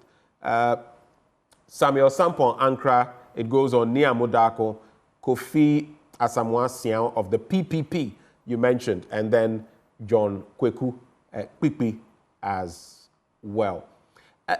An interesting question, though, Sweetie. I don't know what you think, and I'll run it by Bernard Mornah. There always, at least for how many elections that I remember, there are disqualifications. And then sometimes these matters go to court. Do you think that's a negative reflection on our elections? In other words, is enough done to ensure that people know exactly what must be done and are aided to do so by the Electoral Commission?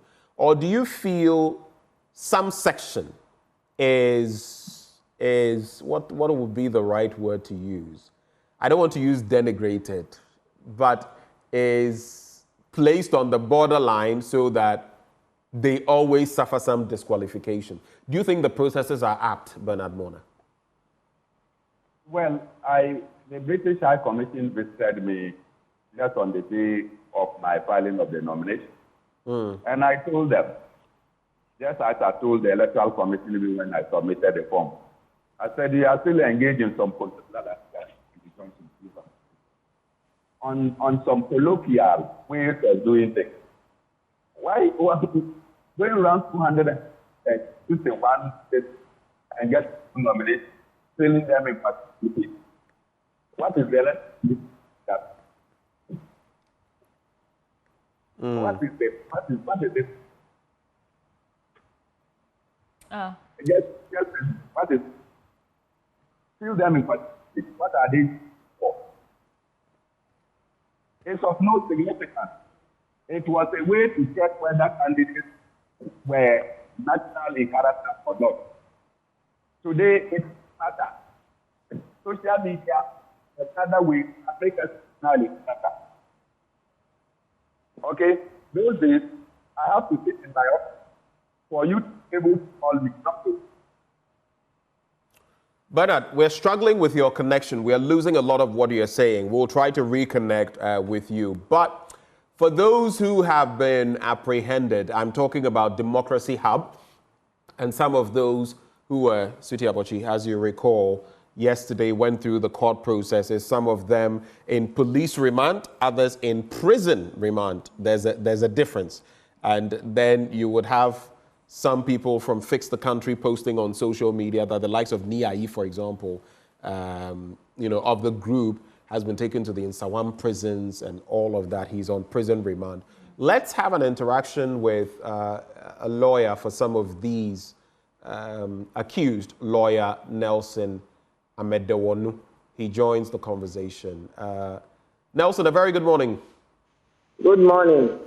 Thank you for joining the conversation. For starters, before my colleague Sweetie comes in, I just want you to lay the foundation for us. Walk us through the court processes that have taken place so far. Are you representing all the 42? And is it 31 rather? And 31. 31, right. And, right. And what is the status of these groups following from yesterday's court proceedings? Okay, so the status is, yesterday what literally happened was that their pleas of 21 was taken. and they all pleaded not guilty. But 11 of them, we asked the court that it should be adjourned to today for their plea to be taken, because the charge sheet, they were not informed of the charges, and the charge sheet was only given to them in the courtroom, and we could not have conference with them in the courtroom to advise them as of their legal rights and the consequences of their plea. So we asked that the case be adjourned today, but that the adjournment was given, but only that we were surprised about the date. It was 8th of October for the 11 people for their plea to also be taken. So far, some of them, their pleas have been taken and they pleaded not guilty. And indeed, they are not guilty. They are very much innocent. You said you were surprised by the dates. Mr. Nelson, hold for me. You said you were surprised. What's the element of surprise there? Just for clarity. The element of surprise is that we were asking for a day adjournment so we can properly advise our clients for their plea to be taken. So we were taken aback when the case was adjourned for 2 weeks for the 11 people, for the court to take their plea. And what's your explanation to that, or what do you think is happening there that surprised you? And how do you intend to move forward? We are going to appeal, and especially there is a pregnant woman among them, and the pregnant woman, we are going to make sure that we get the necessary documents and proof to the fact that she is pregnant, and I heard the situation is dire, so we have to make sure that we get the process filed today to get her released on time so that we don't have any... Are you suggesting that this woman is pregnant and as of now, it's still not been confirmed, or the police with its systems, because the police has hospitals as well, has not been able to confirm her status as a pregnant woman, and so she's still being held in custody? Yes. From the whole thing, you can see that the police are not even interested in taking in having conference with the people in order for them to even properly take their statement. So they should do anything just to please the powers that be. So we are going to make sure that this lady is get out on time. Wow, this is interesting, right? Yeah. Because a pregnant woman would necessarily require some medical interventions every now and then. Exactly the point. That is how come we are going to file the process today, to make sure that by the close of today, we file the necessary process to get her released. Because you cannot, which has done nothing. Even the mother has done nothing. So you can't punish you can't. It's just totally uncalled for. And we are going to file the necessary processes. By the close of today, you hear from us. We'll make sure that we file the necessary processes. Sweetie, there was some uncertainty about the children as well. Some say, this has happened. Others say that has happened. One was taken in. I don't know. Yesterday, I've been very curious about them. Or was it Newsnight that both of them have been returned to their grandmother? So as we speak, both children have been returned to their grandmother. It may interest you to know that some of them are even mates, driver's mates, and some people are just bystanders. Oh, so you mean they were wrongfully detained? They were not even protesters? Now, some of them, you can see them that they said that they are wearing it from church. Some of them were holding the Bible, that is the Bible. So I want clarity on this, on the difference between the police custody and the prison custody. What accounted for the differences in where the other parties are held and, in police custody and prison custody? What explanation do you have? Yeah, the prosecution was requesting from the court that some of them be remanded into prison custody because they don't have the necessary infrastructure to hold all the accused persons. Oh, so it's about inadequate infrastructure to hold all 39 arrested protesters. Exactly. Okay, go on. Yes, so they were requesting that they don't have the infrastructure. So they want them to be kept in prison custody for the next 2 weeks. And I'm sure they are just going to take them on a tour of the prisons, the various prisons we have. This is the information we are having us at now. Benjamin, do you suspect that this is actually the case, or is it that maybe some who are seen to be too boisterous are being shown something small, as we put it here? You are a lawyer. What do you think? Some who are seen to be too boisterous, they are the ones that they are taking on the prison tour. So you suspect, account for some of them. You suspect that this is not about space for inmates at the police, whether you would say no, it's not about holding areas. It is about showing some people power. Yes, just to show them where power lies. I see. That's an interesting thought.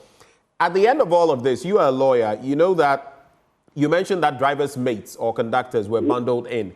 If the courts ruled that these people were not liable, then we could be looking at some form of maybe even malicious prosecution, because the AG is on this, right? Yes. We are going to make sure that we get the necessary compensation for them at the end of the day if the court finds them not to be liable. So the plan is that if the court finds some of these people not liable, the next step would be to take the state on for malicious prosecution and likely get damages for the people affected. The evidence we have so far, the 31 people that I represent, all of them are very much innocent. What do you think, though? That we have gathered. Let's look at the other side. What do you think, though, about those who vandalized certain, party paraphernalia, billboards, among others? What do you think of that? Is that legal? Is that lawful? It's not lawful, but who is the complainant? Right. Who is the complainant? But when you look at when you look at the billboards, because of their positioning and all of that, you are fully aware that at some point you do these things and it is seen, viewed to be public, property. Yes, but what I'm saying is that the 31 people that I represent are very much innocent of all these accusations. Are you saying this because you represent them, or you can actually prove that they are innocent? We can actually prove that at the end of the day. Well, so how about letting the courts decide whether or not they are innocent? It's one thing to... We first need them to be on bail. Okay. Yes, we first need them to be on bail before we can be able to prove that they are very much innocent. So as things stand now, Lawyer Medon, what is the next step for you? The next step is we are going to appeal, and also we will go back to the same court on the issue of the pregnant lady. By the rest, we are going to appeal their bail condition. Well, we're grateful for your time, and we wish you the very best on that enterprise. We've also heard, for example, yesterday, some people posting on social media. Someone I know, Felicity Nelson, together with some others. Then I heard of Niai, and I hear some of them don't have access. I don't know. Maybe, lawyer, you can just clarify for us before we go. I was at the station myself on Monday. Right. Yes, I was at the station myself on Monday. And it's like everybody was just trying to be evasive. Just trying to what? No one wants to take responsibility and to actually tell you, oh, we are giving them bail, this is where they are being kept. No one wants to take responsibility. So we were giving that, it was at the railway police station. Railway police station, we went there, they know nothing about her whereabouts. So as of now, Felicity Nelson, we can't account for where she is right now. You can't account for Felicity Nelson. And we've also heard stories about, on social media, as people have posted, members of the group, that they are not being given food or water. I'm not saying it is true. That's why I'm asking you. It is very much true. They are not giving food or water. It is very much true. Well, Well, You're suggesting they are being starved? yes, that is the case. They are being starved. Wow. Yes, they don't even allow their family members to get access to them. Even as at now, myself, I don't know the stations that they are being kept. So if I want to have any conference with anyone as at now, I have to make calls and fall on connections to make sure that I get all the whereabouts of these people, which is not fair. So even me, I'm not having access to them. How much more their family members or people who are ready to give them food? Lawyer Nelson Amedewonu, we're grateful for your time. Thank you so much for joining the conversation. Before we get back to Bernard Mornah, so much for human rights, right? So I am saying, don't flout the law. You know, I always want to look at both sides. You can't go destroying public billboards and all of that. It's a public item now. You don't need a Dr. Mahmoud Bawumia to come and petition before. So those ones, I feel they were on the other side. But you see the way we are treating these people. The lawyer is suggesting they are even being starved and all of that. If we were this serious with especially politicians involved in Galamsey and the Galamsey elements, don't you think we would have got far?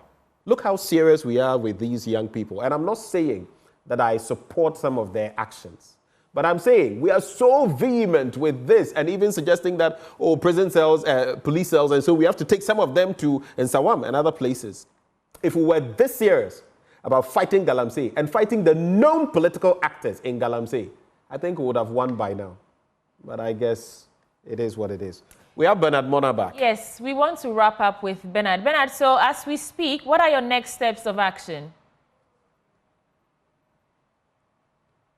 Bernard, if you can hear me, you have to unmute. I don't know if I think we've lost Bernard, but we've lost Bernard Mornah. I think I can infer from the conversation we had earlier that he says he is going to pursue this until the right thing is done. He wants the processes to be halted until he's included and reinstated, and then we can see how that unravels. But this is the end of this belt of conversation, and we are ushering in AM Business. Now, on AM Business today, leading real estate company DevTraco says it is poised to give quality and affordable home and construction services to patrons. Prospective customers will enjoy several discounts on all services. This is AM Business for you.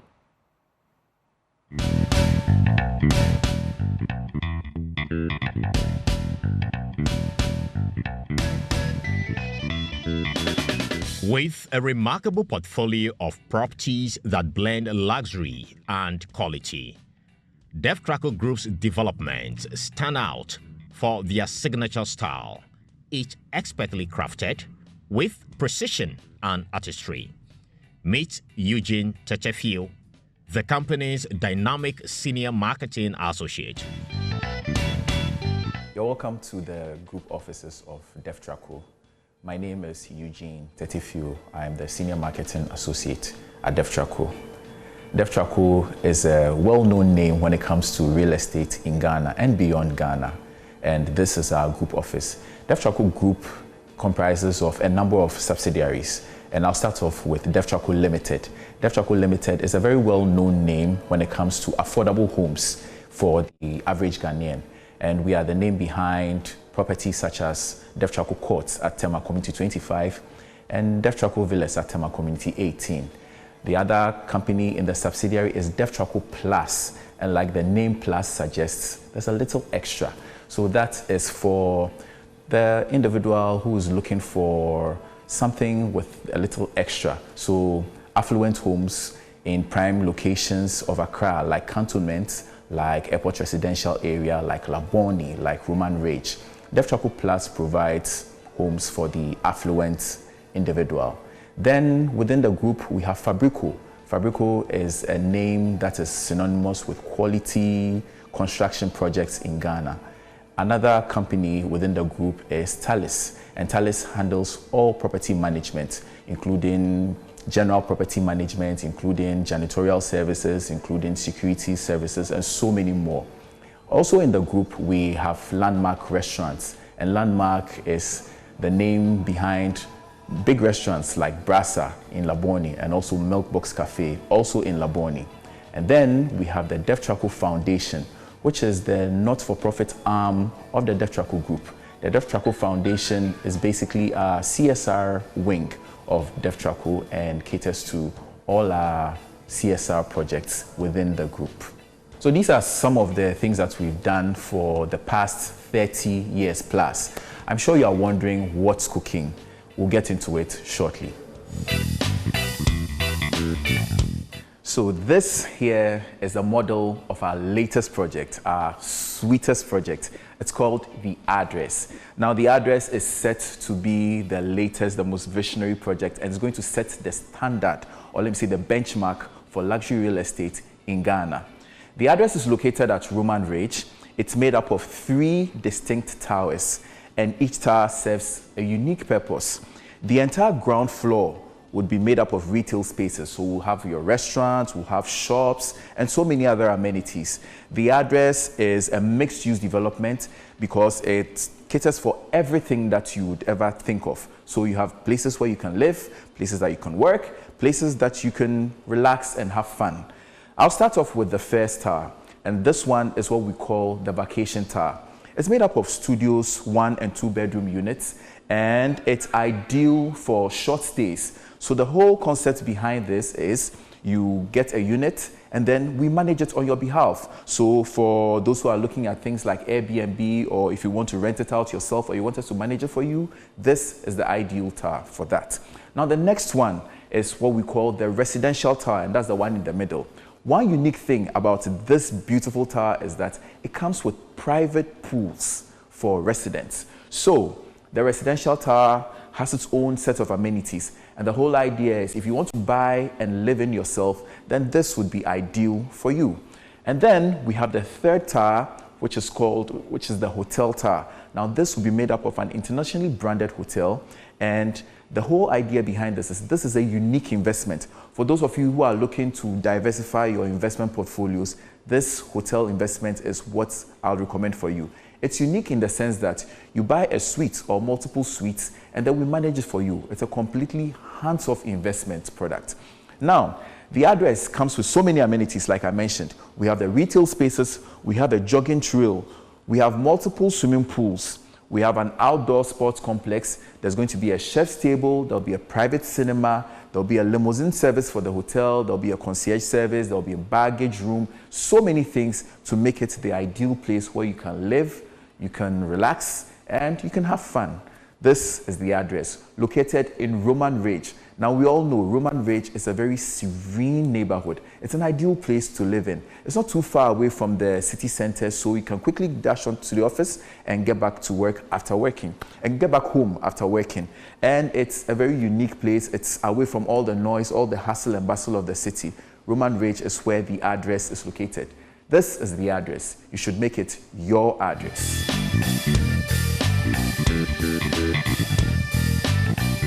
The Address is set to be completed in 36 months. The entire construction is set to take place within a 36-month frame. At the moment, the site has been cleared and digging has just begun. So work on the Address has just started and it's gearing up really, really fast. So don't lose out. Just make sure that you get your address.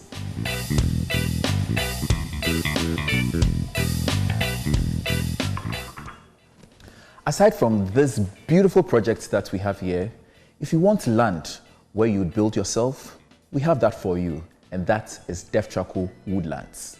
Indeed, at DevTraco Woodlands.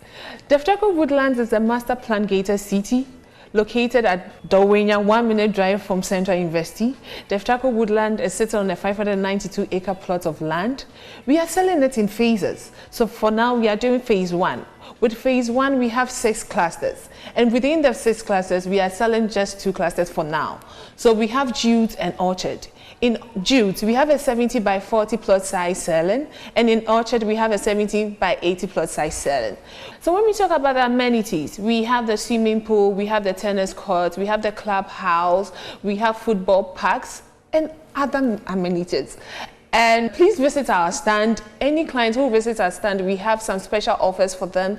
And also, you can reach us on 020-8732-302. So someone may ask, why DevTraco? Why should a person buy a land from DevTraco Woodlands? With DevTraco Woodlands, we are offering you litigation free. And with Deftraco Woodlands, it's a gated, master gated planned city. So when you talk about security-wise, we have police station, we have fire station, your security is assured. And one thing we are offering our clients who are purchasing land is we are giving out free architectural drawings and bill of quantities. So especially, we are looking at people who are not residents in Ghana and want to buy land, who have had issues with litigations on land.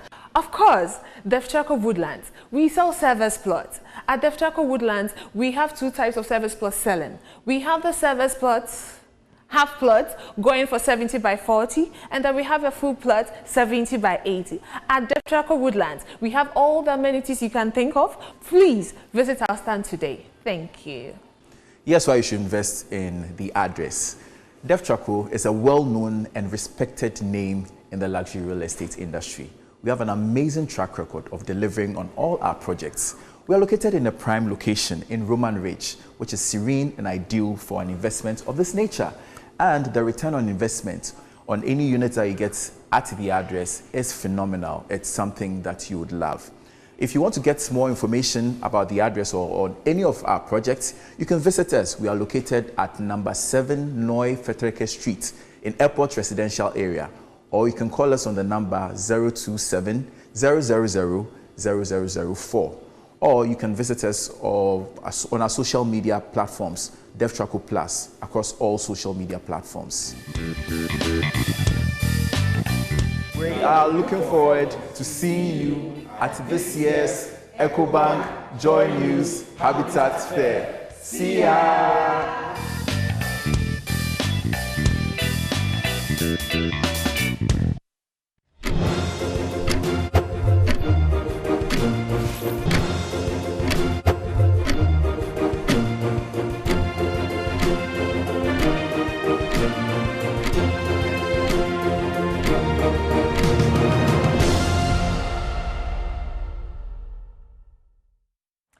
Welcome back. You're still watching the AM show on Joy News. Now let's tell you about our latest episode in our climate focus series.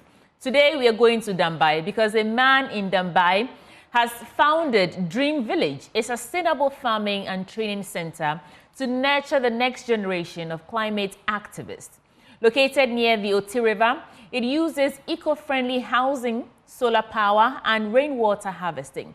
Over 2 years now, the village will train local farmers and environmentalists in regenerative agriculture, promoting safe food production and environmental stewardship.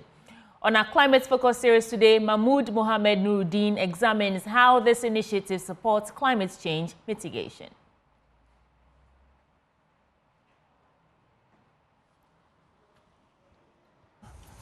My name is Clement Matomas and I'm the founder of Dream Village, Ghana.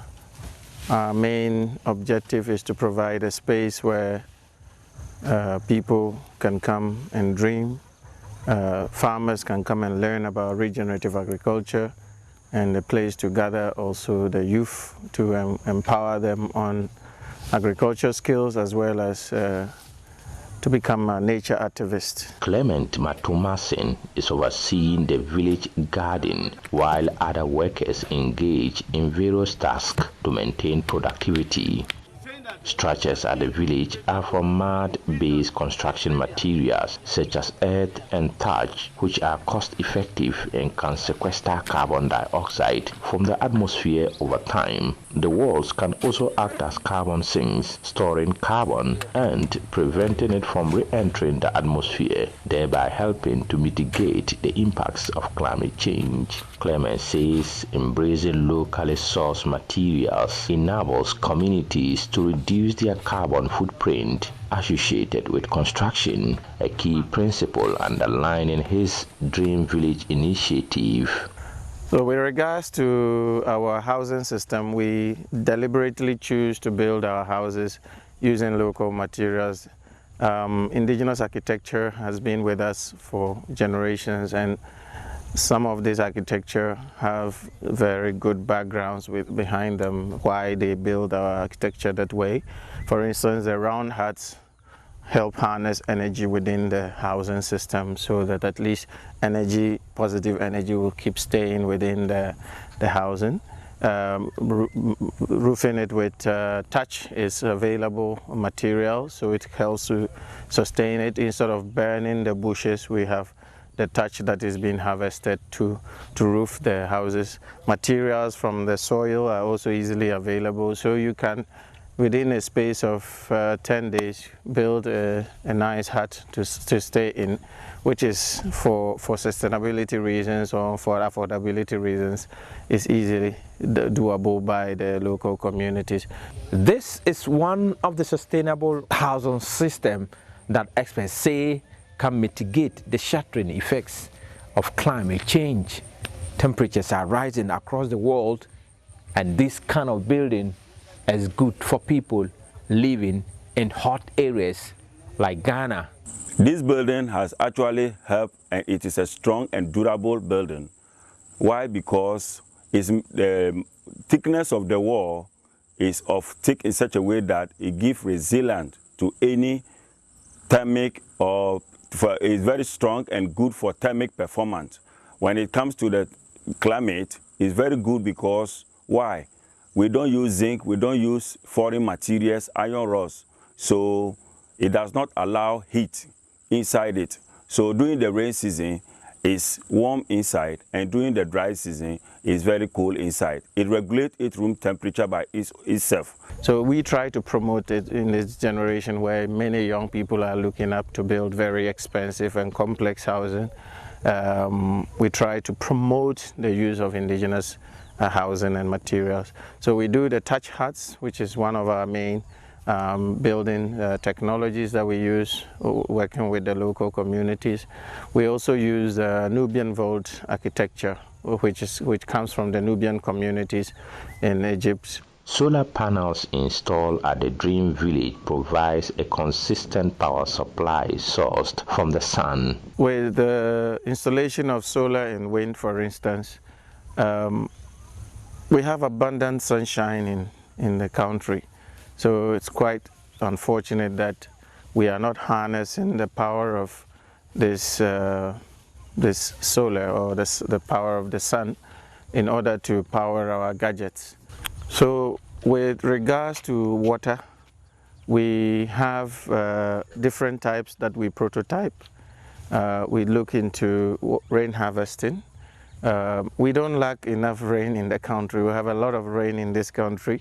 So to harness that and store it for later use is one of the best solutions for sustainable water solutions. According to Clement, the Dream Village firmly believes in the transformative potential of regenerative agriculture to empower the upcoming generation of farmers. This approach aims not only to enable them to sustainably support themselves, but also to instill in them a sense of responsibility as stewards of the environment. So since we focus on regenerative agriculture training, what we do is when we go into a community, we first identify what trees and crops grow well within that community. We work with them and integrate them into our farms because it is part of our mandate that Dream Village becomes food sustainable. It is possible to stay and live within the means of our ecosystem. So we try to become food sustainable, and by this we set up our own farms, which is what we call the syntropic farming system we use normally by integrating tree crops together with fruit trees. Within the Parastipa, me Dream Village. Now, as I say, communities no, and by any barrier or model, if I say chemicals or model, and money say assassino, and if I say in the Chani and Kikaho. So the trying to assassin, so yes, I hear home. The assassin say. As part of what we do is providing training. We notice that more and more young people are drifting away from farming because right from young age we are made to believe that farming is hard labor, farming is for the poor, or the stereotypes around farming. Unfortunately, seems to be happening, and as a result, a lot of the young people are moving away into these so-called white-collar jobs. Experts warn that rising temperatures and the effect of climate change are disproportionately affecting vulnerable populations worldwide, including those in Ghana. As a result, there is an urgent need to implement mitigation and adaptation strategies similar to those practiced at Clement's Dream Village. Clement anticipates that trainees at the Dream Village will emerge ready to enter the world and actively contribute to changing the narrative surrounding climate change. Their training will empower them to become agents of change, working towards the achievement of meaningful progress in the fight against climate change. A report by Mohammed Nuruddin.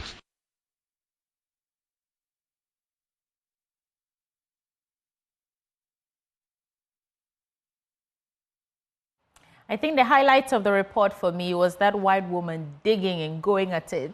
It was beautiful. But let's discuss some of the things that we saw, Benjamin. We'll be speaking to Dr. Ralph Zanya, and that's a PhD candidate at the University of Calgary, Canada. We'll also speak to Eric Atasono, who is a housing engineer. But I want to start with Dr. Zanya. Doc, thank you so much for joining us for this conversation.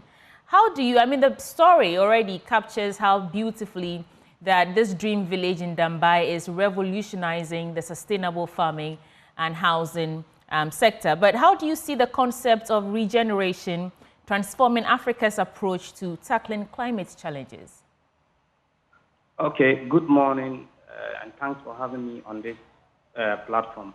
I hope you can hear me clearly. Yes, loud and clear. Okay, thank you very much. Africa is currently facing climate apocalypse, which is threatening livelihood systems and our ecosystems. And the biggest challenge for Africa is to develop measures that would help communities cope with the adverse impact of climate change. This new concept of regenerative agriculture is a set of practices that deals with conservation and restoration of food and farming systems. So it includes a host of practices such as soil regeneration, improving water cycles, improving the health of ecosystem services, in all to help livelihood becomes resilient to climate shocks on one hand, and also minimize or mitigate the emission of greenhouse gases into the atmosphere. So something that is the initial cause of the climate change. So basically that is what the regenerative agriculture, that is what the concept basically talks about. And it involves using locally available resources, things that we tend not to value them, things that we tend to see them as waste, can actually be harnessed to promote sustainable livelihood systems to withstand the shocks from climate change. Okay, and you've just, made it clear that it's not just in terms of housing, but regenerative agriculture can also help. I mean, we have reports here in Ghana about a looming food crisis. But so let's understand, or I want to hear from you, how important it is to involve local communities in either climate action initiatives or this regenerative agriculture in terms of the many benefits that we stand to gain as a nation. Yes, so with regenerative agriculture, there are so many benefits that local communities can accrue from it.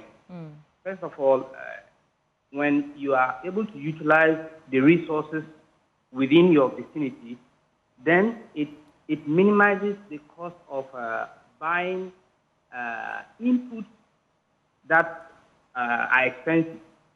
So, for example, using the crop waste as mulch for your soil kind of minimizes the amount of fertilizer you need to buy. And these chemical fertilizers, they weaken the soil. after continuous use of the soil becomes impoverished as a result of the excessive use of the chemicals.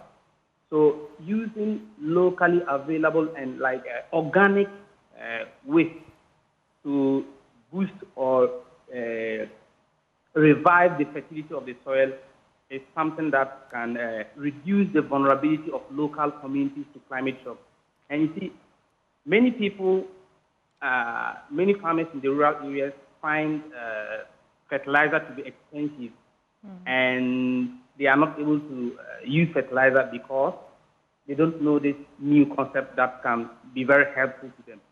So when people are taught how to adopt regenerative agriculture, it will actually help them cope with the adverse impact of climate change, as well as saving them the cost of buying expensive fertilizers. So in terms of adaptability, just for clarity before you move to your next point, in terms of adaptability, how easily teachable is it for local farmers who are not, privy to?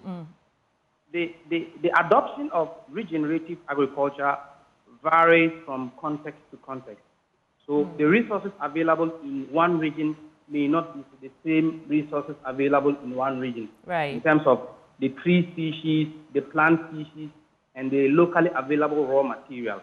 So whichever region or area you find yourself, there are resources that can match the local ecosystem. So each and every locality has the kind of raw materials that can be used to practice regenerative agriculture. So what works in the Volta region may not work in Upper West region because we are in different ecological zones. So that means that the resources can be tailored to the particular context and be used to benefit farmers in that particular locality. So it can be practiced in every environment, but you need to make sure you understand the local context before you apply the method. Okay. So, while Dream Village has made strides in sustainable farming, scaling regenerative practices across the country faces some challenges, I understand. So what do you see as the main obstacle to scaling up regenerative practices in Africa? And how can government, private sector, CSOs, all of us really, bring our hands together and fix the gaps that exist? Yes, so there are so many challenges to adopting these kind of environment-friendly and sustainable livelihood practices. First of all, we have people who are so stagnant about changing their ways of doing things. Yeah. In terms of cultural barriers, in terms of certain stereotypes or perception on how to go about their livelihood. So in order to make progress in the rural areas, which are the breadbasket of these countries, these cultural barriers need to be broken because it's something that has a good potential. And when you go to a community and the people are so reluctant to change, then definitely you'll find problems implementing these measures. Another thing related to it is sometimes they need people to try it and succeed before they all now run in their numbers to adopt it. So first of all is to break that kind of cultural constraint or impediment that could stand the way of implementing conservation agriculture.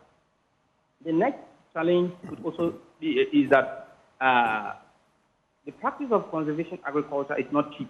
It requires funding, it requires logistics, it requires training, which all comes down to finance.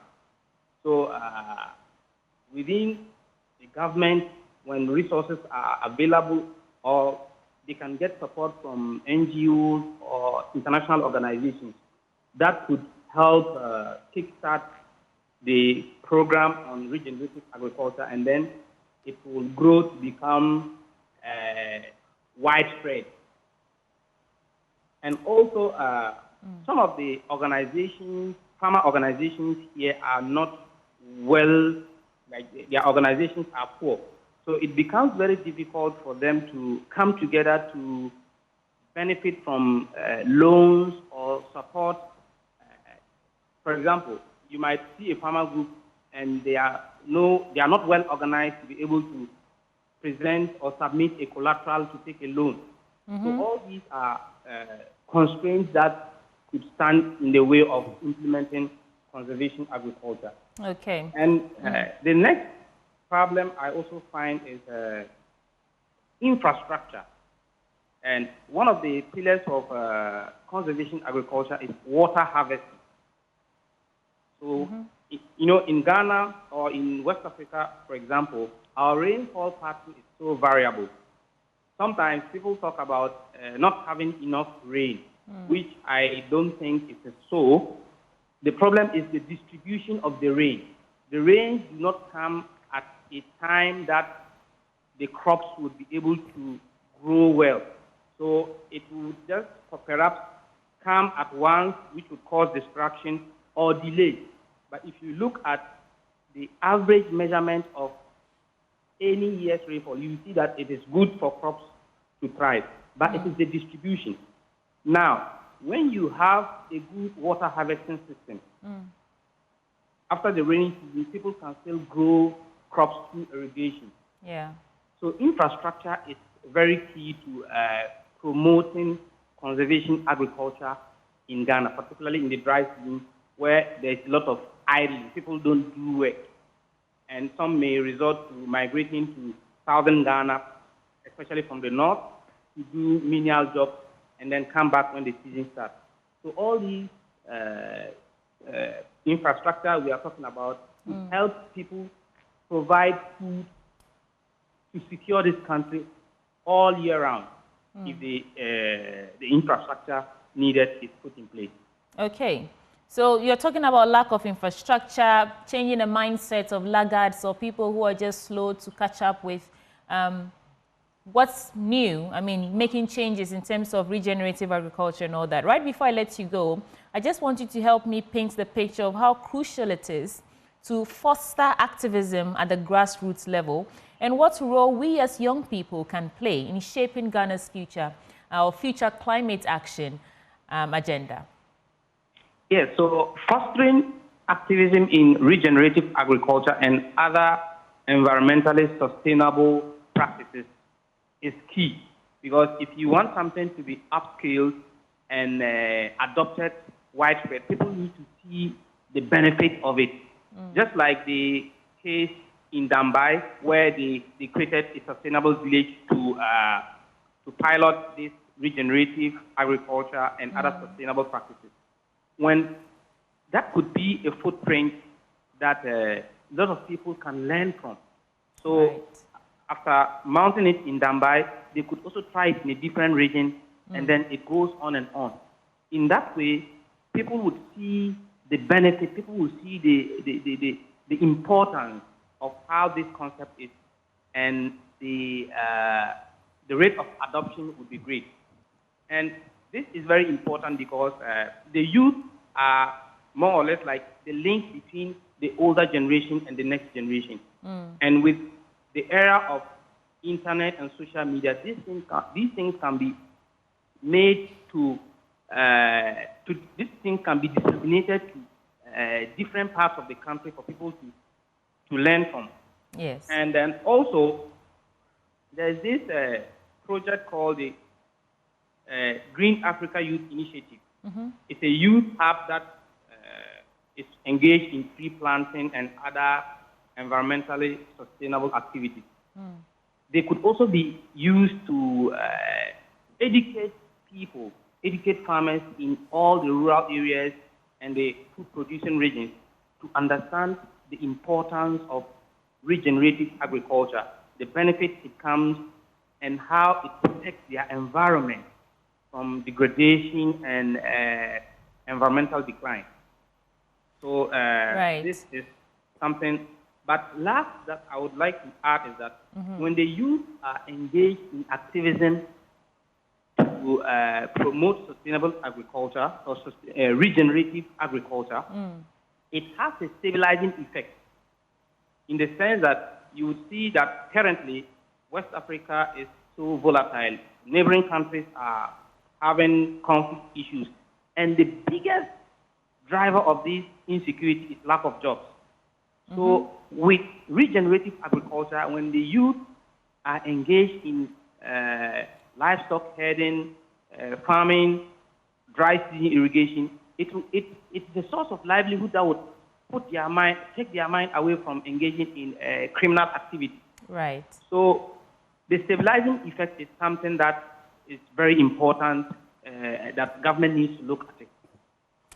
Wow, thank you so much, Dr. Ralph Zanya. Dr. Ralph Zanya is a PhD candidate at the University of Calgary in Canada for putting this in perspective in terms of regenerative agriculture. We will speak to an engineer soon, Ben, but my takeaway really from this is that amidst the challenges, some are thriving, like the Dream Village in Dambai, and it would help us if we are able to reciprocate or replicate that success story in other places so that people can see and then believe. Then the change actually starts happening. Let's get on the phone to speak to the engineer now. Well, let's bring in Eric Atasono. He is a housing engineer. Eric, good morning. Mr. Atasono, can you hear me? Hear you. I don't know whether you are hearing me well. I can hear you now, not the first time, but now. So with this Dream Village, system in Dambai, of course, you heard my colleague just talking about how we can replicate this. But in terms of the specific environmental benefits, what eco-friendly housing materials and solar power bring to communities like Dream Village? And how can these be scaled up? How can they be, like she was saying, replicated moving forward? When you want to deal with resilient building materials, eco-friendly building materials, the first thing we look at are materials that are locally available. So they are not materials that you would typically want to move from point A to B. So you probably go to a certain portion of the country. These are the predominantly available materials. You utilize them. You move to some other area, you have some other material. Now, in Ghana, widely, we have materials for construction, being limestone, we have shells, we have bamboo, we have our regular timber. Now we have moved from the typical hardwood, and then these days we are even moving to softwood. But we are talking about timber, we are talking about use of bitumen. If you go to the north, they use bitumen to plaster their buildings. They use bitumen for screeding. Down south, we don't do so, but there they do so. They also use cow dung. Cow dung is a very effective material. And so there are different kinds of material that are available. If you go to Volta region, somewhere up Ho, there are a lot of stone deposits. And so when they are building, they hardly use the kinds of foundations you see in Accra. They lay the blocks and the stones, and then once they have gotten some stable,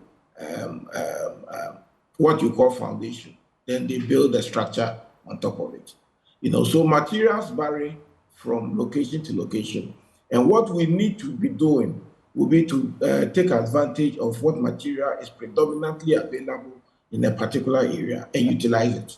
And I believe that that's what is being done in this community that is being developed up north. In terms of the health benefits of these eco-friendly structures, what benefits health-wise do they pose or do they bring? Most of these structures end up giving optimum temperatures. So in the heat of the day, you find the room very cool. When the weather is cold, it kind of regulates the temperature. So you are able to have good aeration. You're able to have good temperatures in the room, such that you avoid certain kinds of illnesses. That's one. Number two, illnesses like what? rashes, skin diseases generally, and things like that. Okay. So heat related, you know, heat related, skin exactly, reactions and all that. Okay. Yes. Now, if you want to look at some other ones, you are talking about reduction of carbon footprint. Reduction of carbon footprint is a very critical thing. Improved air quality. Now, with the kinds of materials we are using now, which are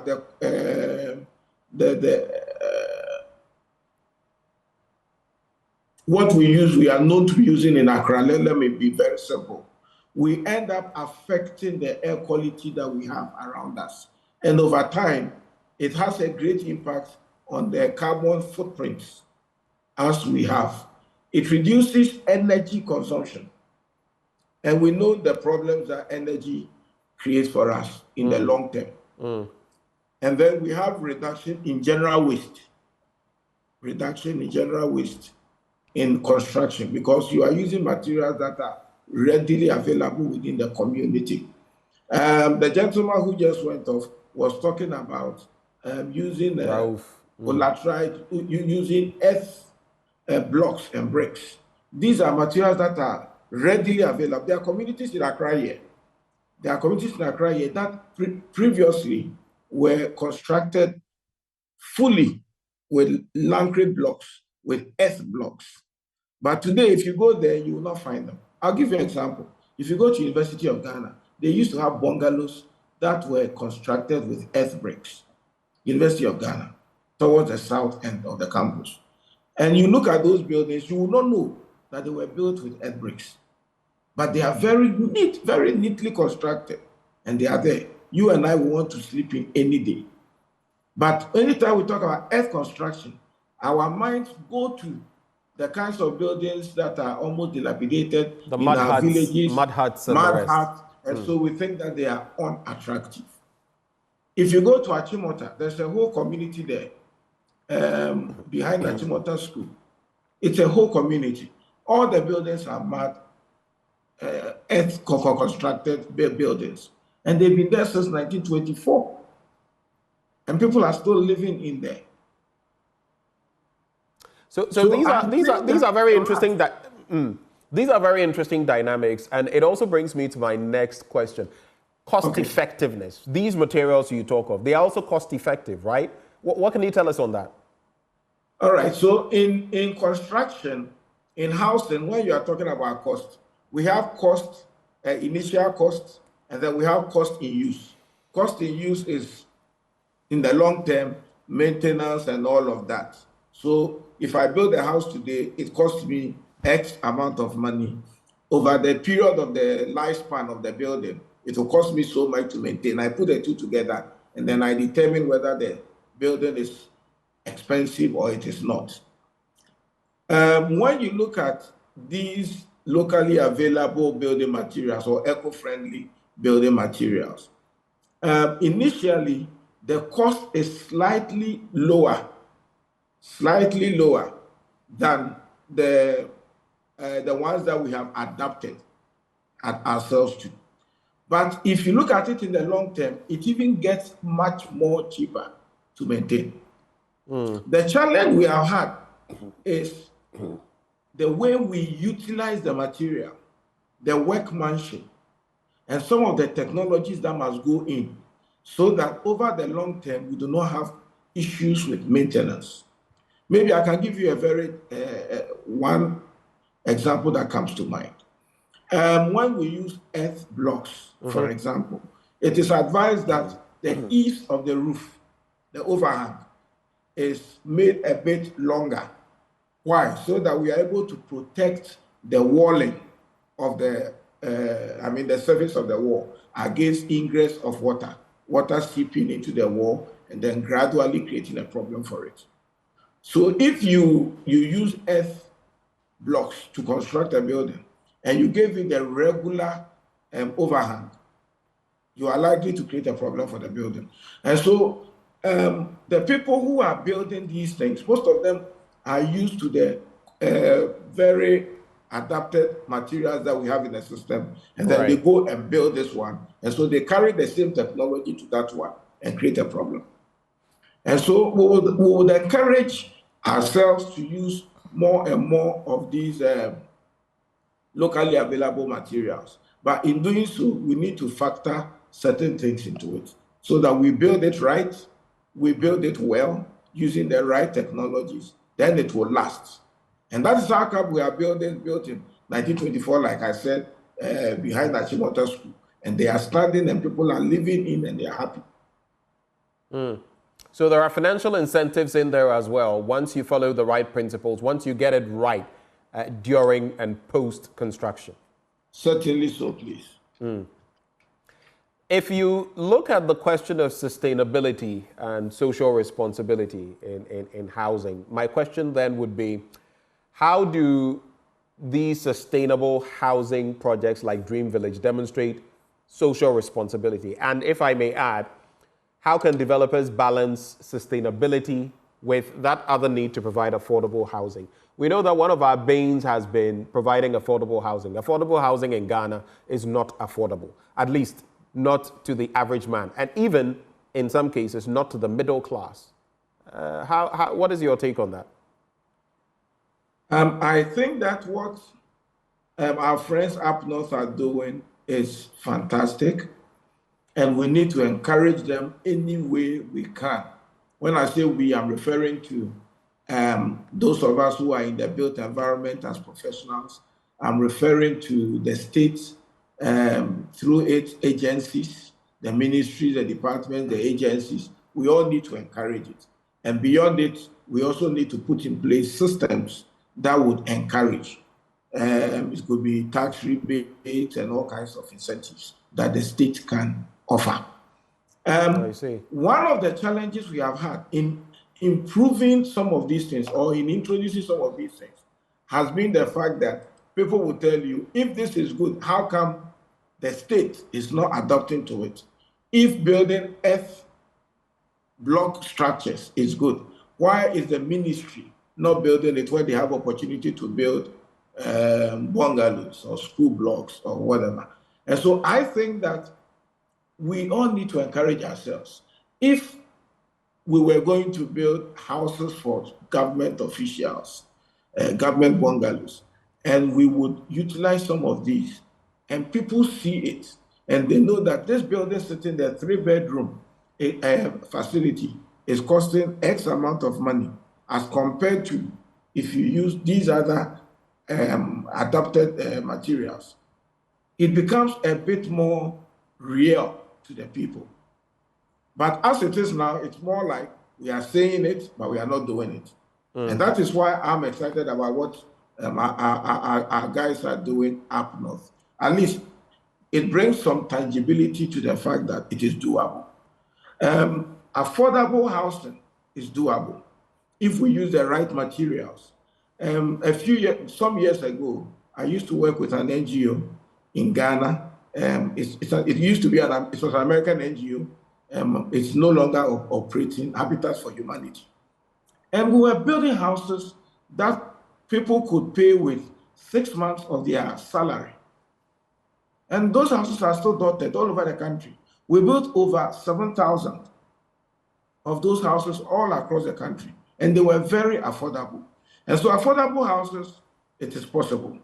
But we need to put in place the right schemes. We need to tutor ourselves as people, and we need to make sure that we get the right technologies in place, and the supervision is also good enough.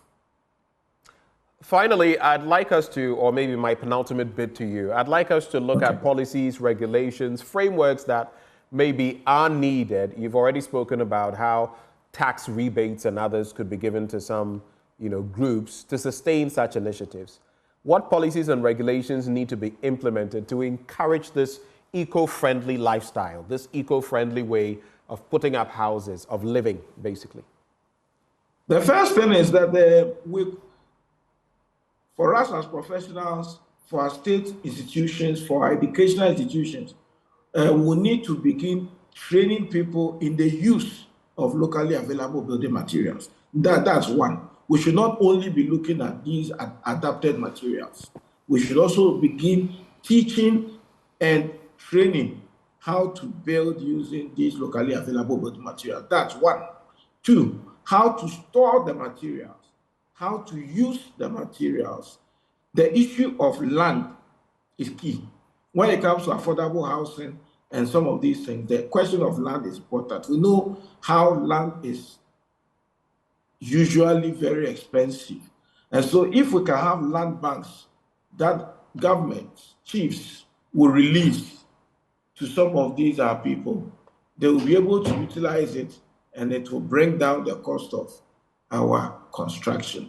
Another one is how we would set example, how our government and our state authorities will set example by ensuring that contracts that are awarded cover portions that would be required to use locally available building materials, stabilized earth blocks, bamboo, different kinds of timber, bitumen, all other kinds of locally available materials, depending on where the projects are sited. Mr. Atasono, so to cap off the conversation from your end, Dream Village is out there in Dambai doing great things. For you, as a housing engineer, what would be your dream for Dream Village? My dream for them would be for government, for the state authorities to come in and offer support to enable the cost of what is being done to even be dropped lower than what it is. That's one. Use that as a model to encourage many more Ghanaians to know that it is doable and that we should adapt to it. For me, those would be the two key things I think we need to do. If we're able to do that, I'm sure Dream Village will be excited that they have brought out this and we have all caught up with it. And it will help ensure that we are providing houses that are really affordable. And above all, we are also helping the environment by reducing the amount of pollution and all the other things that come with it. We're grateful for your time, Eric Atasono. Thank you so much for joining the conversation as well. He is a housing engineer. And we've been talking in the studio about Dream Village and the great things they are doing in Dambai. Eco-friendly, of course, cost-efficient, cost-effective, like Eric Atasono will also mention. It can also save you from some heat-related skin diseases and more. But something that came to mind, there have been systems, brick systems. I remember the South African entity that was doing something. I think in Ghana, there are a few entities doing a few things there. Some types of bricks or blocks that are more eco-friendly, cost-effective, cost-efficient, and all of that. We need more of those because housing in Ghana, you look at the deficit, you look at the cost now of cement and everything, alternatives must be looked at. Maybe this is the time. You can't build a house these days without at least 1 million cedis. And it just reminded me of what some of the students in the Renewable Energy Challenge are doing. I was told that also some of these schools, students, senior high school, have found a way to turn plastic into material to build houses. So plastic, but turn into brick, sort of. And I think it's also something that we should be applauding because sustainable, eco-friendly way is the way to go. There's still a lot coming your way on the AM show. We'll be right back in a jiff. Don't go away.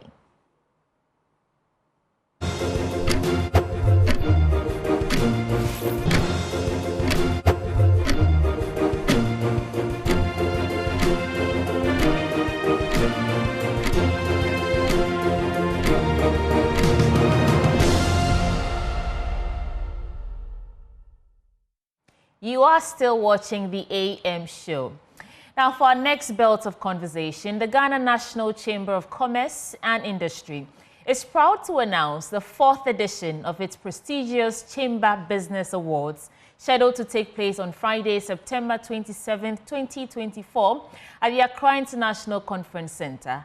This event will be held under the distinguished patronage of His Majesty King Taki Teko Churu II Gamanche, who who will serve as a special guest of honor. And the Chamber Business Awards is a hallmark event celebrating outstanding businesses and individuals across Ghana who've demonstrated excellence in leadership, innovation, and sustainable business practices. In the studio with us this morning for a conversation is Mr. Mark Bedu Abuaje. He is CEO of Ghana National Chamber of Commerce. So you're very welcome, sir. Thanks for having me. To the program, yeah. I was saying Ben and I will sandwich you, so it means you bring one, I bring one. The presents will be coming from both sides. No, but you're okay. Yeah, I'm doing well. Yourself? I'm fantastic. Thank God for that. So Benjamin, where do we Well, start? it's good to have you in the studio again. We have these prestigious awards coming up. It wouldn't be the first time. Tell us a bit about it. Well, so this is the fourth time we're organizing it. The first time was, I think, 2007. We've had 3 already, but we put a break to it during the COVID. So since 2000, we've not had the Chamber Business Award. Right. The reason being that I wanted business now to recover from the devastating effect of COVID, and we didn't want to put another sort of pressure on them. But with time, we've realized that now they have recovered a bit, and most of them are trying to put up a very important and strong performance. So we indicated that for this year, we want you would go back? Yes, we want to do it. So this is the post-COVID Chamber Business Awards. Okay. And even though we've done it for the first 3, this is the first time after COVID. So it's very important. It's so unique to us. We wanted to know how businesses have been very resilient through this difficult moment. We know things are still hard, but most of them are now putting up strong performance. So it's important that we acknowledge and recognize and also celebrate these businesses. Before we get to the CBA, the Chamber Business Awards, let's talk about the GNCCI itself. Yes. Some of our viewers may not know exactly what you do, what role you play in the system. Tell us a bit about the GNCCI. So the Chamber is basically a business association. Okay. So we have businesses that have come together, and our main focus is to promote and protect commercial and industrial interests. So this was a responsibility that was given to us by our first president, Dr. Kwame Nkrumah. Prior to that, over 250 years ago, there were several chambers of commerce.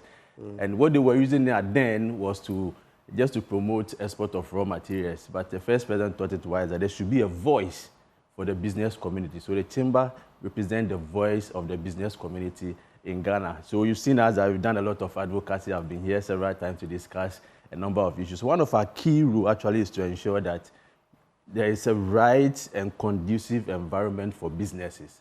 So anytime government comes out with taxes, you see us looking at the impact of those taxes on business. The government would want revenue, but what will be the impact of the taxes on business? It's our responsibility to engage government and let them know that what you are doing, in the end, that's going to impact either negatively or positive on businesses. When policy rate goes up, interest rate will go up. It's our responsibility to also look at the other side of business. So if policymakers are taking decisions, usually they don't look at its impact on some of these stakeholders. The ripple effect. Yes, and then individuals may find it extremely difficult to go to the Ministry of Trade, Ministry of Finance, and be talking about some of these things. So as the voice of the business community, we do that on their behalf. In terms of promoting businesses, we organize what we call business-to-business meeting. So we take a number of Ghanaian businesses to other parts of the country to go and look for investment. And when investors are coming in, they contact us and we organize the private sector in Ghana for them to meet them. So there's always the need for us to bring the businesses together. People have been able to get partners who are now supplying for producers outside the country. And we also organize trade fairs and trade missions. If it may be difficult for a business owner to say that I'm going to exhibit somewhere in America, in UK, in another part of Africa. So we organize the business community. We take them to those countries to the exhibit. And through that, they've been able to get market access to other countries. And one of our key roles is also capacity building. I've said that it's not just enough to say that I'm an entrepreneur, I'm opening up a business. You can be an entrepreneur, but you can never also not be a manager of businesses. So once you open a business entrepreneur, there's a need for us to also build your capacity, financial management, sustainability, corporate governance, and all those things. But I'm sure that informs your theme for this year, which is adaptability and innovation in a green economy through collaboration. Yes. Tell us more about that. So we have realized that businesses will have to be sustainable into the future. The earth that we are on now it's not only for us, it's for the future generation as well. So in trying to meet our economic needs, we should not jeopardize the ability of future people, generation, to be able to also meet the economic needs. So beyond looking at your financials for this award, looking at your profitability, looking at your revenue, we are looking at how sustainable are you. So if you're in the mining sector, you are making money. To what extent is your activity impacting on the environment? That is our way of also advocating and ensuring that the galamsey and other conversations that are going on, we put a stop to it. So you destroy through your activities, you want to make money, you destroy the earth. Now, the future generation, how are they going to survive? So if they had destroyed it, our forefathers. What would we come in? Yes, what are we going to? So we are using this platform beyond the awards to also promote green economy and sustainability. Now, all the economies that are doing well, that is what they are doing. So you are saying that make your money now for you to survive, but in doing that, sustain the environment for the future generation. So you also have to be adaptable, and you also have to be innovative enough. Otherwise, if there is any shock, your business will not survive. In fact, when the COVID came, we did the research and we realized that most of the businesses in Ghana had no shock absorbers because they were not sustainable. So they took direct hits. So the hit just came, and all of them, and SMEs, I mean, majority of our businesses are SMEs. Yeah. Most of them collapsed. So even at that time, we took it upon ourselves that now going forward, we will have to take them through risk management, risk assessment, and risk mitigations. So if you're a business, what are the risks that your business is exposed to? How are you managing the risk? What are the mitigation measures? So if COVID should come and you have not saved enough resources because people are not buying your product, it means you collapse. You have to lay off people. Sure. And for us, this is not what we want to get to. So the focus now is also ensure that we have a sustainable and green economy for the individual businesses and for our country as well. So let's talk about the awards itself. I want you to shed a bit light on your selection process and the institutions involved in evaluating the awardees. In fact, anybody who will win this award would have gone through a very rigorous selection process. How rigorous? Because first you have to nominate yourself. Somebody will have to nominate you. That's the first step. And then we have about 15 institutions, both public and private, forming the committee, the award committee, that will look at every step on the way. We look at all the criteria that we have outlined. So we have the Ministry of Trade, we have the Chartered Institute of Marketing, we have the EPA, Environmental Protection Agency, we have Food and Drugs Authority, we have GRA. The EPA is in because of this sustainability thing. So if you are saying that your business is sustainable, it's not destroying the environment, the EPA will now, the rep there will now have to confirm whether indeed it's true. If they confirm it's true, then of course it means you have done what we're expecting. If it's not true, we'll take you out. GRA, we are looking at your taxes, your tax compliance. So if you present us with your financial account, the GRA man will be there and say that this company either is paying or is not paying.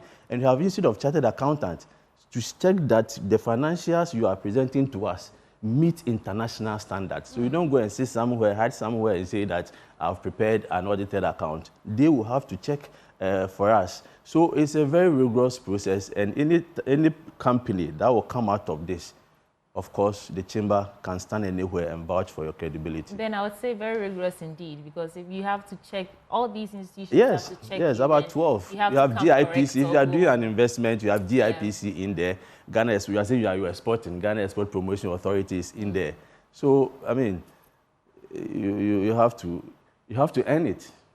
So the selection process, credible, transparent. Exactly. Tell us a bit about some of those other processes, those you've not mentioned yet. No, you see, the process, as you said, you have to nominate yourself. The committee will meet, because there will be a lot of other people who have been nominated. And then we look at the criteria we are looking for. So we are looking for innovation. We are looking whether you are sustainable, your financial performance, tax compliance, your leadership. There's a labor commission also there. So you are telling us the number of people you have employed. So they will be able to confirm whether you meet the labor laws. It's also very important to us. So they will have to also check on all these things. Then after we select, we send it also to our council. So the chamber council, who is made up of renowned business owners, will have to look at it. Probably we will skip something or we didn't see something. Then those in there within the council can say that for this business, I know of ABCD. So So before you're able to pass through to the day that you receive an award, then it means that you've earned the award. You've been tested, you've gone through the fire. How do you think this award scheme helps promote businesses? One, it gives you credibility because the chamber is also an international body. So the chamber is a member of FEWASI, the Federation of West African Chamber of Commerce and Industry. It's a member of PASI, Pan-African Chamber of Commerce and Industry. It's a member of the International Chamber of Commerce and Industry.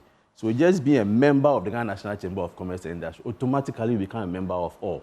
So winning an award from the Ghana National Chamber of Commerce and Industry means that, you get this international recognition. So people will now be comfortable even doing business with you. The unique aspect of this particular one, so our sponsors, we have GCB, we have Access Bank, we have MPA, we have, so GCB and Access Bank, we have an agreement with them that if any business should win and they need any financial support, GCB will now look at your project. Is it viable?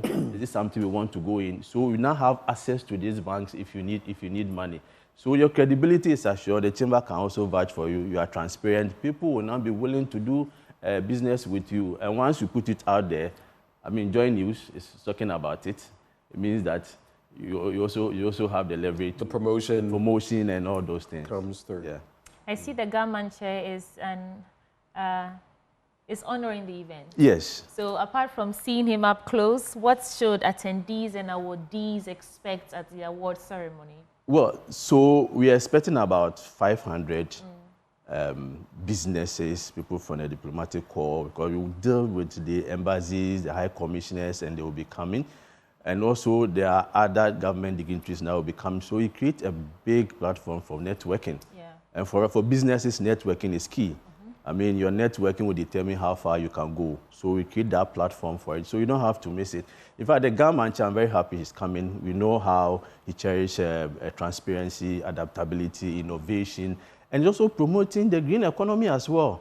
The first one we did, we had His Excellency Nana Addo Dankwa as a guest of honor. The second one, we decided to talk about IT, information technology, and related issues. So we invited the Vice President, he's well known for that. So His Excellency Dr. Mahmoud Bawumia was the guest of honor. And then the third one, we had the Chairman of the Council of State, looking at how chieftaincy can be used to promote businesses. So now we are looking at innovation, adaptability, and we think that the government himself is the right person for this particular award. So Ni Teku Chu the second will be coming for the award. So everybody should prepare and should meet us there at the Accra International Conference Center. And this is just Friday? It's just Friday. Just Friday. So, as at my last check this morning, we have limited seats available. Oh, okay. And we don't want you to miss it. Probably I'll get ticket for you. But yes, anybody who would want to would want to participate, we have a platform that you can get access to the ticket. You can either call 0249 755 457. I repeat it, 0249 755 457 or 020-271-3340. A bit slower. A bit slower, okay. So 020-271-3340 or 050-126-0136. 050-126-0136. Or you can dial star 227 star 5030 hash. Star 227 star 5030 hash. Or you can go to our website www.ghanachamber.org. So any of these numbers you can get access. In fact, for a ticket you want it to be so affordable. So for VIP it's a cool 1,000 cedis. If you're a chamber member, you get it for 700 Ghana cedis. Okay. If you are not a chamber member, you get it for 500. Chamber member, if you are not, you get it for 700 and VIP. And we also have a corporate table going for 15,000, which takes about 10 individuals around the table. Okay. So tickets are available. I don't want anybody to miss it. Okay. Opportunity for networking, opportunity to meet the Interco himself, opportunity to meet a number of That's got to be the X factor. Yes, so we have to be there as right. Well. Okay. Any final words for us? My final words is to thank our sponsors, actually. GCB Bank, Access Bank, the MPA and Petrosol. I mean, they have worked closely with us. It's for them that we are having the finance also to bring this program to the Ghanaian businesses. I will encourage all businesses. Now it's about time they go green. It's about time they think about sustainability. Whether you are doing manufacturing in the agri or mining, don't only think about creating your financials now. Don't think about your profit. Always think about what you are also leaving for the future generation. So for this year, our advocacy is mainly on green economy and sustainability of businesses in Ghana. Well, Mark, we're grateful for your time. Mark Bedu-Aboagye here, of course, is CEO of the Ghana National Chamber of Commerce and Industry. He joined us for this all-important conversation. It's all about the Chamber Business Awards this Friday, the 27th of the month. You don't want to miss it. And well, from us in the studio, that's how we are wrapping up this Wednesday morning. But there's still tomorrow to come and, of course, Friday. But before we go, Sweetie Awochi. Oh, well, enjoy the rest of your day. But Joy News Desk is coming up next with Faustina Safo. I will be seeing you shortly on the Midday News. Bye for now.